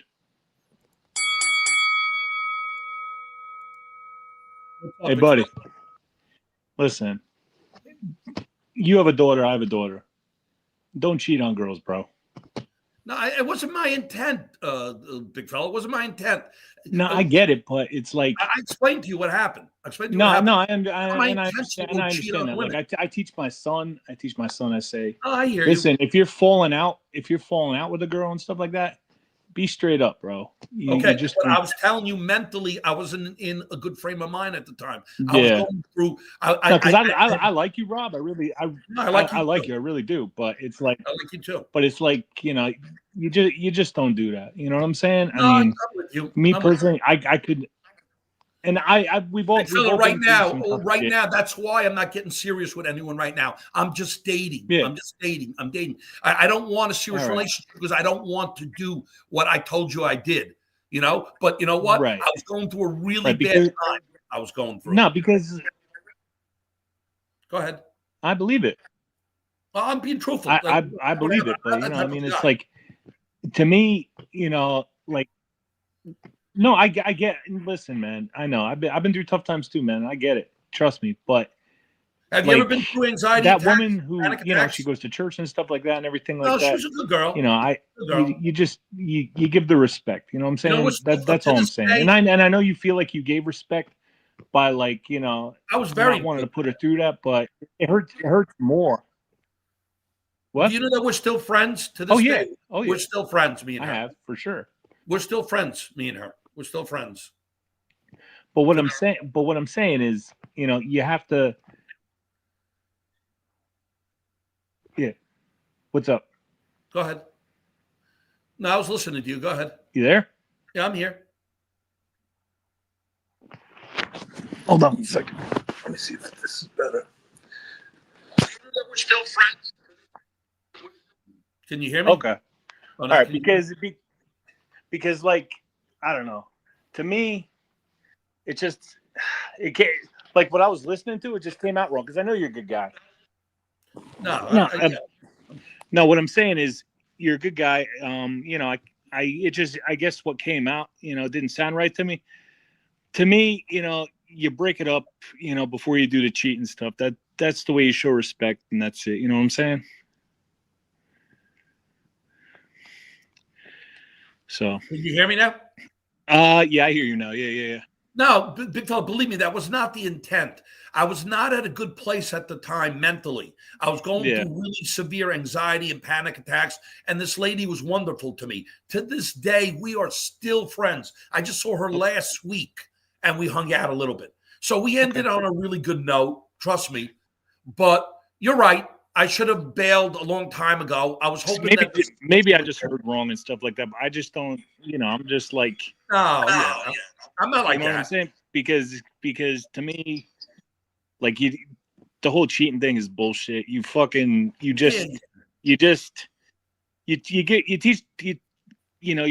the woman, and then that's it. You know what I'm saying? That's it. That's all I got. I hear you. But I got three daughters. I got three daughters. That's what I'm saying. Like, if a guy did that to my daughter, I'd be fucking furious. You know what I'm saying? So, of course, so my daughter, anyway, my daughter's going through a divorce right now, and I have to go to PA and move her back into my house again. Yeah. No, I get it. But I'm just saying, the whole cheating thing is like, to me, is like bullshit. So, but anyway. I hope everything works out for you. I hope you're over that situation. And fella, that's why now, that's why I don't want anything serious right now. I just want to date. I want to date. I don't want a serious relationship right now. We wish you a Merry Christmas. We wish you a Merry Christmas. We wish you a Merry Christmas and a Happy New Year. I don't know how many people will find this funny, but Peter Castro is clearly watching the show on delay because all his comments have nothing to do with what's happening on the actual show. So he wrote in, Bobby could burp and lose 3 pounds. So he's talking about something that happened like an hour ago, at least. So I'm just getting a kick out of Castro having no clue what we're talking about. And I first noticed it when he sent in a super chat. Flores is the pick. Probably when I asked O'Leary for who his head coaching candidates are. Castro, you're one of one. Peter call in right now. It will be funny. It'll be like 3 hours from now. I'll be waiting on hold. All right, a couple more calls to get to, then we'll wrap this show. Old Man Consultant is next. Hello, old man. Hey man, is anybody still on the chat? Anybody still in the background? The guys that were on there. Who are you trying to address? I don't know. Maybe Gary. Coming right up. Around? Oh, he's here. Yeah. Hey Gary, what's up, buddy? First of all, I'm gonna play you one-on-one. One of these days, I'm gonna get to you. But let me think. That what you said about the diet stuff. If you said if you're diabetic and you take sugar out of your diet, you won't be diabetic. Sugar and carbs. Take carbs. Carbs break down sugar. If you just remove all carbs, I'm not promising you that. There's a lot of studies and a lot of cases where that happens. Like for one instance, Metro Funny, who's always in the chat, did it for a month. He's no longer pre-diabetic. I'm not saying it's going to work 100% of the time for everybody, right? I'm not saying that. What I'm saying is there's good evidence to suggest removing sugar and carbs from your diet will reverse your diabetic condition to some degree. So if you're diabetic and your body is lacking sugar and you need sugar and you remove sugar, it's going to get better? To have a different opinion than the science suggests that you're wrong. That's all I'm going to say. There's plenty of data out there that supports this. Okay, when you take sugar, carbs in general, so breads, grains, take it all out, and you're diabetic. I can send you the studies. I can send you the doctors talking about it. There's plenty of information out there for this. Right. I'm not saying it's going to work for you. Do not take this advice off of just what I'm saying. Go out there, do the research. Try it and see how your body responds to it. No, I don't put salt and pepper on my burger. Okay. But not salt diabetic. you can use in the carnivore diet. You can use salt in the carnivore diet. Both of my parents were diabetic, and I wish they would have heard that, but that doesn't make any sense. But anyway, with the consult after the guys, just treat your girls right. I'm not going to say I only got a couple minutes, but I only hung around. Just like, this isn't Wikipedia. Believe everything you hear on YouTube. I don't believe that. I just, that doesn't make sense to me. Maybe it worked out for a couple people. I'm going to say luck. I don't know. But treat your women right. Love you guys. Take care. Bye. Keep it simple. Ugh, I don't know. Big fella, I don't want you to think bad about me. You're a cool dude, but it's not my intent. Not this big scumbag who goes cheating around on women. Of course, I have 3 daughters. So I don't think that way. I don't think that. Stop. I don't think that way. But now, because of what's going on, I really don't want any serious relationships. I'm just going to date multiple women and see how it goes. And then later on, if it changes, it changes. But again, my intent was not to hurt that woman. It happened. We're still friends to today. I saw her last week, and we hung out as friends, and we have a better relationship right now. So that's kind of the true story, big fella. So I want to, you lose your temper with scumbags like Alan. So, that you got to, prove yourself to them. But, that's my story, and I'm sticking to it. And Jake, no more of Bobby with the boobs out. I mean, that's going to give me fucking nightmares.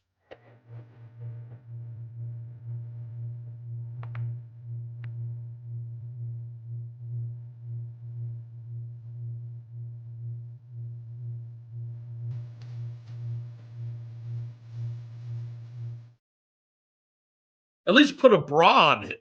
Something. I don't know. I'm going to have nightmares with that shit. That's scary shit. Where's Bobby? Bobby's okay with that? I'm surprised Bobby didn't come after you guys. Yes, I am, Alan. Takes one to know one.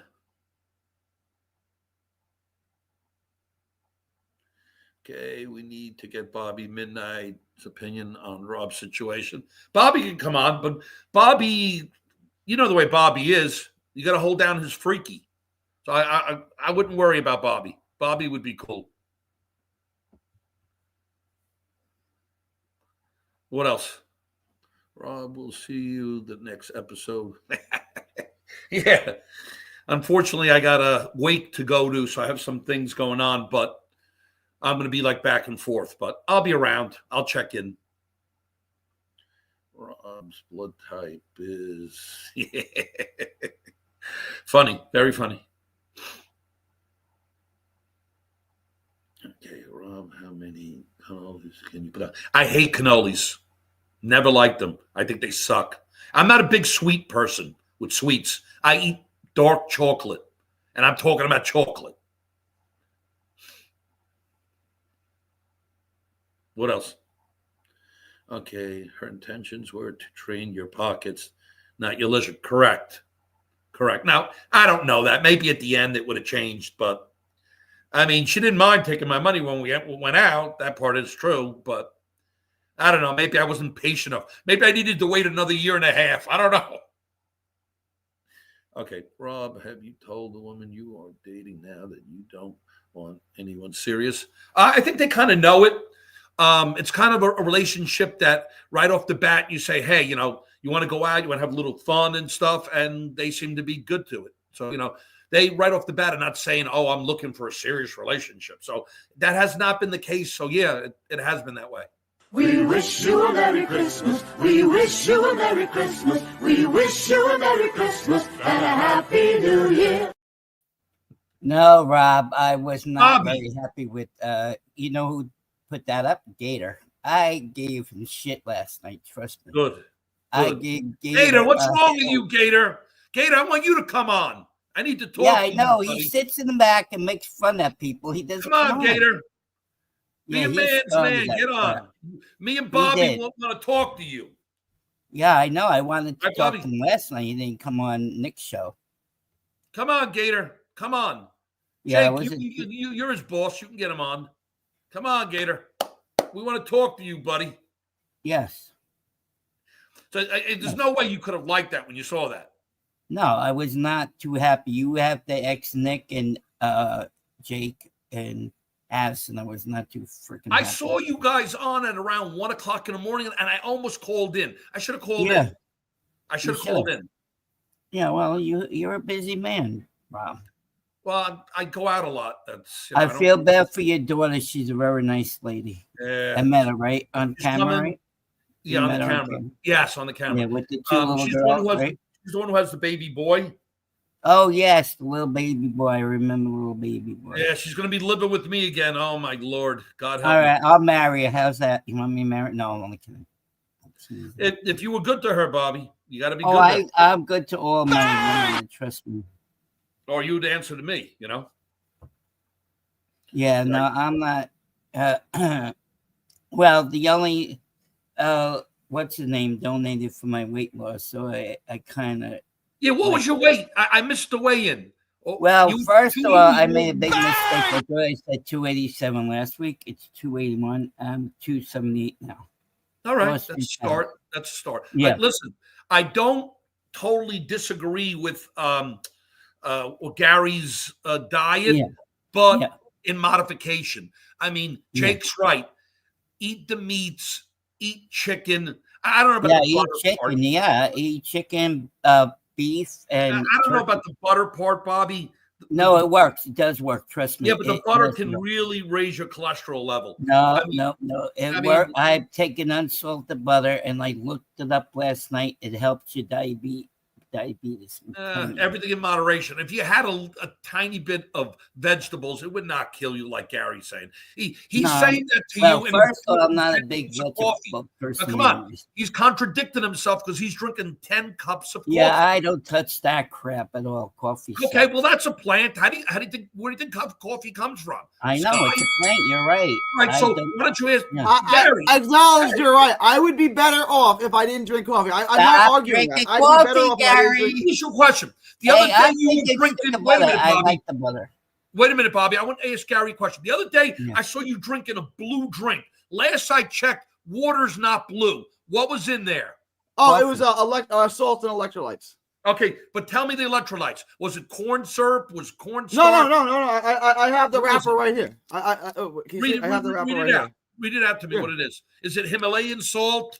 It's Himalayan salt. It's a combination of salt. It's Himalayan salt and sea salt. And what else? What else? Potassium, and then it's sea salt, calcium, and zinc. Be very careful with those because a lot of those are full of. They have a lot of crap in it. Because these are expensive. Wait a minute. Anything that's blue means that there's dye in it. Dye is not good for you. There's no dye in it. These are expensive. I know. I read the ingredients on every single thing I put in my body. I know. I don't use deodorants with heavy metals. I don't use. Gary. Yeah. I buy my electrolyte from a health food place in Glen Cove, and every single ingredient you've heard of. It's natural. It's real. Anybody who drinks like Gatorade or Powerade, they don't know what the freak they're doing. No, I agree. It's really bad for you. My friend was a nutritionist, okay? And today he's a doctor. I'll show you pictures of this guy, and you'd be like, holy shit, the condition that he's in. He did MMA, jiu-jitsu, and he was a boxer. So you know what? I learned a lot of crap from him. A lot of stuff from him. Gary, I think the butter's helping me. I really do. The butter is, I don't understand this hatred of butter. Butter is so good for you. Well, I put it with the meat. I don't really taste the butter. It really depends the way it's made. I don't think it should be consumed largely. I mean, it's only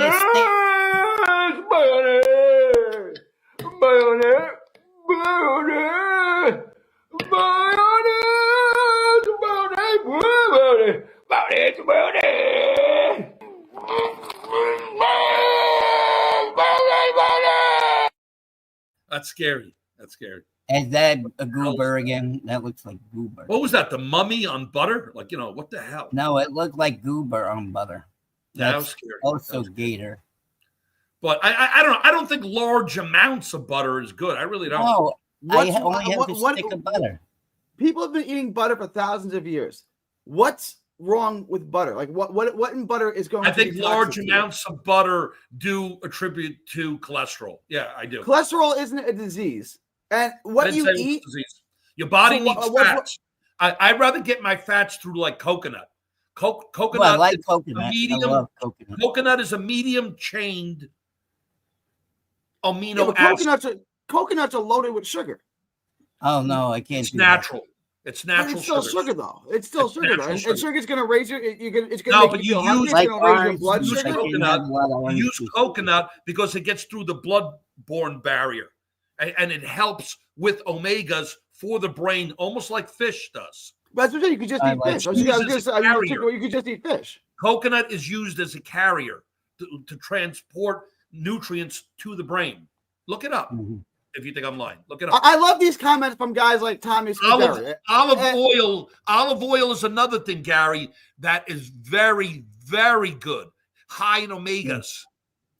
But you could just eat fish, though. This is like, let me address this, right? So, Tommy, Metro Funny is no longer diabetic and has lost 40 pounds in a month because he listened to my advice. Should he stop listening to my advice and go back to being diabetic? It's like a yes or a no. Bobby feels great. Bobby's already losing weight. It's been a week. Should he stop losing weight? Should he stop feeling great and go back to being sick? I mean, I'm not saying anything that's crazy. Like, you can say it doesn't work, but all of the evidence says you're wrong. And when you disagree with the evidence, you're simply wrong. Yeah, half the guys in here, half the guys in the chat are morbidly obese, chronically ill, can't do 10 push-ups, and need a pill for their dick to work. But they shouldn't listen to me. That's all I got. Gary, do you have butter in your hair? No, I use some kind of oil. I can another time I can show it down. Obese seals. You can call it what you want. If that's supposed to be mocking me, that I've devoted years of my life, hours every day to diet and nutrition, if that's supposed to be an insult to me, I guess I'll take it. It's a good show. I got like 5 minutes. I got to go in like 5 minutes. Okay, what about butter is not healthy? Explain to me how a piece of asparagus or a piece of lettuce has more nutrients, how it's more nutrient rich and more nutrient dense than butter. I'll listen. You're going to be wrong, though. Gary, why don't you hang your PhD on the wall, Gary? Because why would I do that? What would be the purpose of that? I don't have any of my degrees on the wall. I don't. He uses mayonnaise for his hair. I don't know how to respond. No.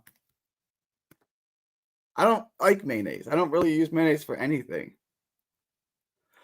I'm in pretty good shape for someone in my 40s.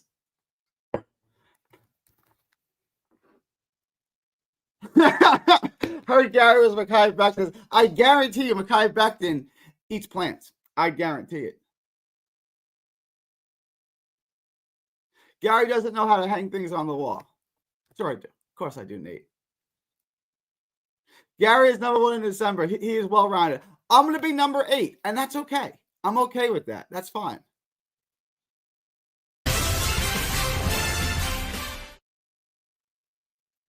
Every doctor or nutritionist hangs their credentials, Gary. Awesome. Why are you so poorly informed about vegetables? I'm not. Why do you beg the question?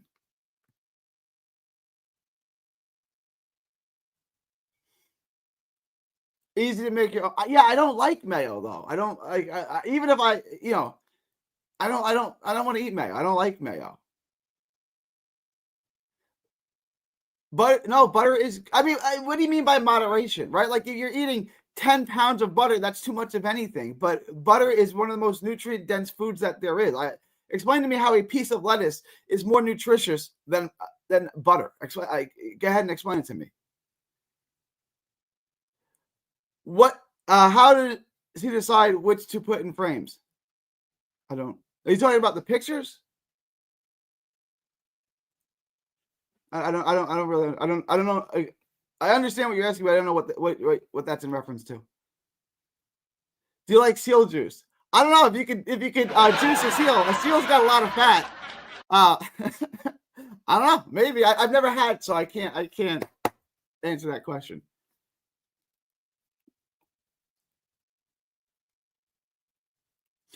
Why am I watching the Gary show right now? First, I'm Gary with one R, but that's okay. And that's a better question for Jake. I'll field questions. I don't mind. Hey, I want to talk to this guy, and I can't stand Mike the Stat Guy. You like to talk. You made fun at the big fella. Now, boy, listen to me. You are in big trouble. You don't make fun at the big fella or Gary. You come on and talk to us without typing away in your little computer. Face the music, face to face. Let's go. Let's go, Mike the Stat Guy. Let's stat it up. Let's go. I know, I am. You don't pick on my friend, the big fella, and get away with it. Yes, Metrophone, I agree. And Gary, I love, but I'll get into light butter. Put it in my meat only. It's good. It's really good. So let's get on. Let's go. I know. No, they don't. I agree, Nate. They're chicken shit. They're chicken shit. Come on, get on the show. Yeah, just shut the fuck up and get on, Mike the Stat Guy. Get on. I don't care if you do. On behalf of the Jake Asman Show, we apologize for the foul language. Get on. Come on, Mike. I don't like people typing in chat about my friends, okay? Just get on. No, Boomtown, you're much better than this Mike the Stat Guy, okay? Boomtown, you're 100% better than Mr. Mike the Stat Guy. I don't know who the hell he is. 25, I think you're correct on that. Yes, I do. But I want Mike the Stat Guy to come in. I don't even know. The big fella, he said something that I didn't like in the chat. And he said he was only joking. Bull crap. That was bull crap. Let me see if I could see it. I'll tell you in a minute. It was way back. I might have lost it on my end because the show went over. Like Jake can't read the comments. Yeah, I don't know what he said. Yeah. I know he likes that, Tommy. That's what he likes. He likes to take a break. He needs a break once in a while. Bobby's going to be lifting weights. No, when I get that treadmill, I'm going to be walking on the, what is it called? Walking pad. Oh, okay, dance. Okay, I heard the dance music. I heard something. Hold on, let me get my up. Okay, here we go.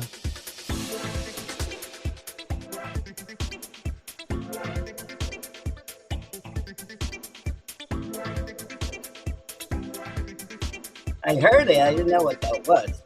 I want to talk to Mike the Stat Guy. Get on here, Mike the Stat Guy. Let's go. You can talk about everybody in chat. Let's go. I'm waiting for you to get your butt on. I'm not afraid of you, Mike the Stat Guy, boy. I know. I don't. Let's go. I know. I know. I got it. I heard something. I think it's the disco one, right, Jake? Or dance. Hey, Jake, is the quote? It's called the walking pad that he got me. Big Phil. I'm gonna do that every show, like you said on your show.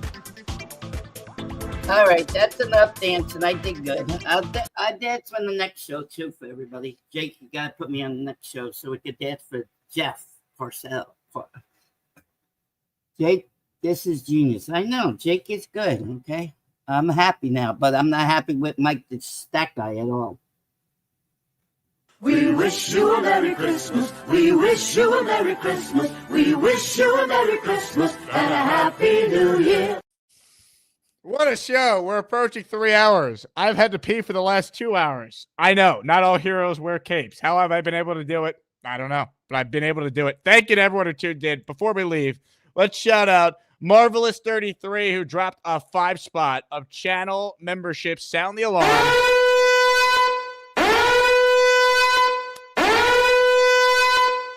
All right, if you hear your name called, this is from Marvelous. He will be entered in our giveaway. The big fella, boom, getting a membership. Mr. Roberts, Bino, Tommy Scuderi, and Adam is too cool. A great crop of listeners right there who are now official as Maniacs. We added 39 members in this show alone. There will be a raffle for the Braylon Allen jersey during the afternoon stream with Jeff, Bill Parcells, his son, Parles, at 4 p.m. So get set for that.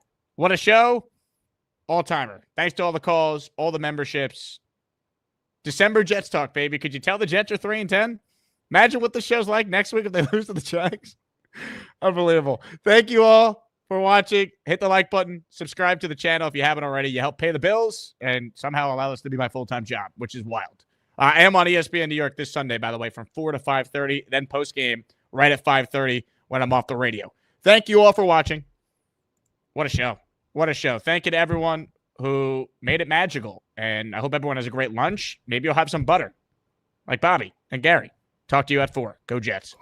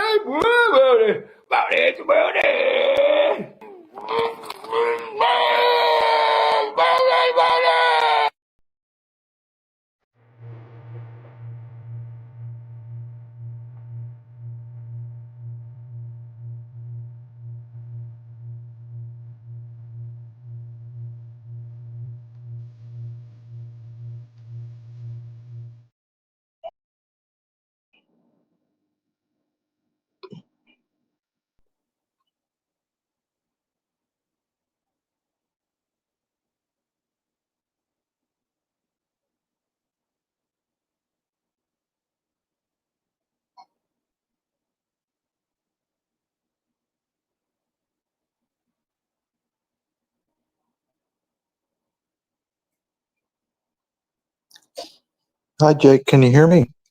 I can't even believe it. I can't even believe it.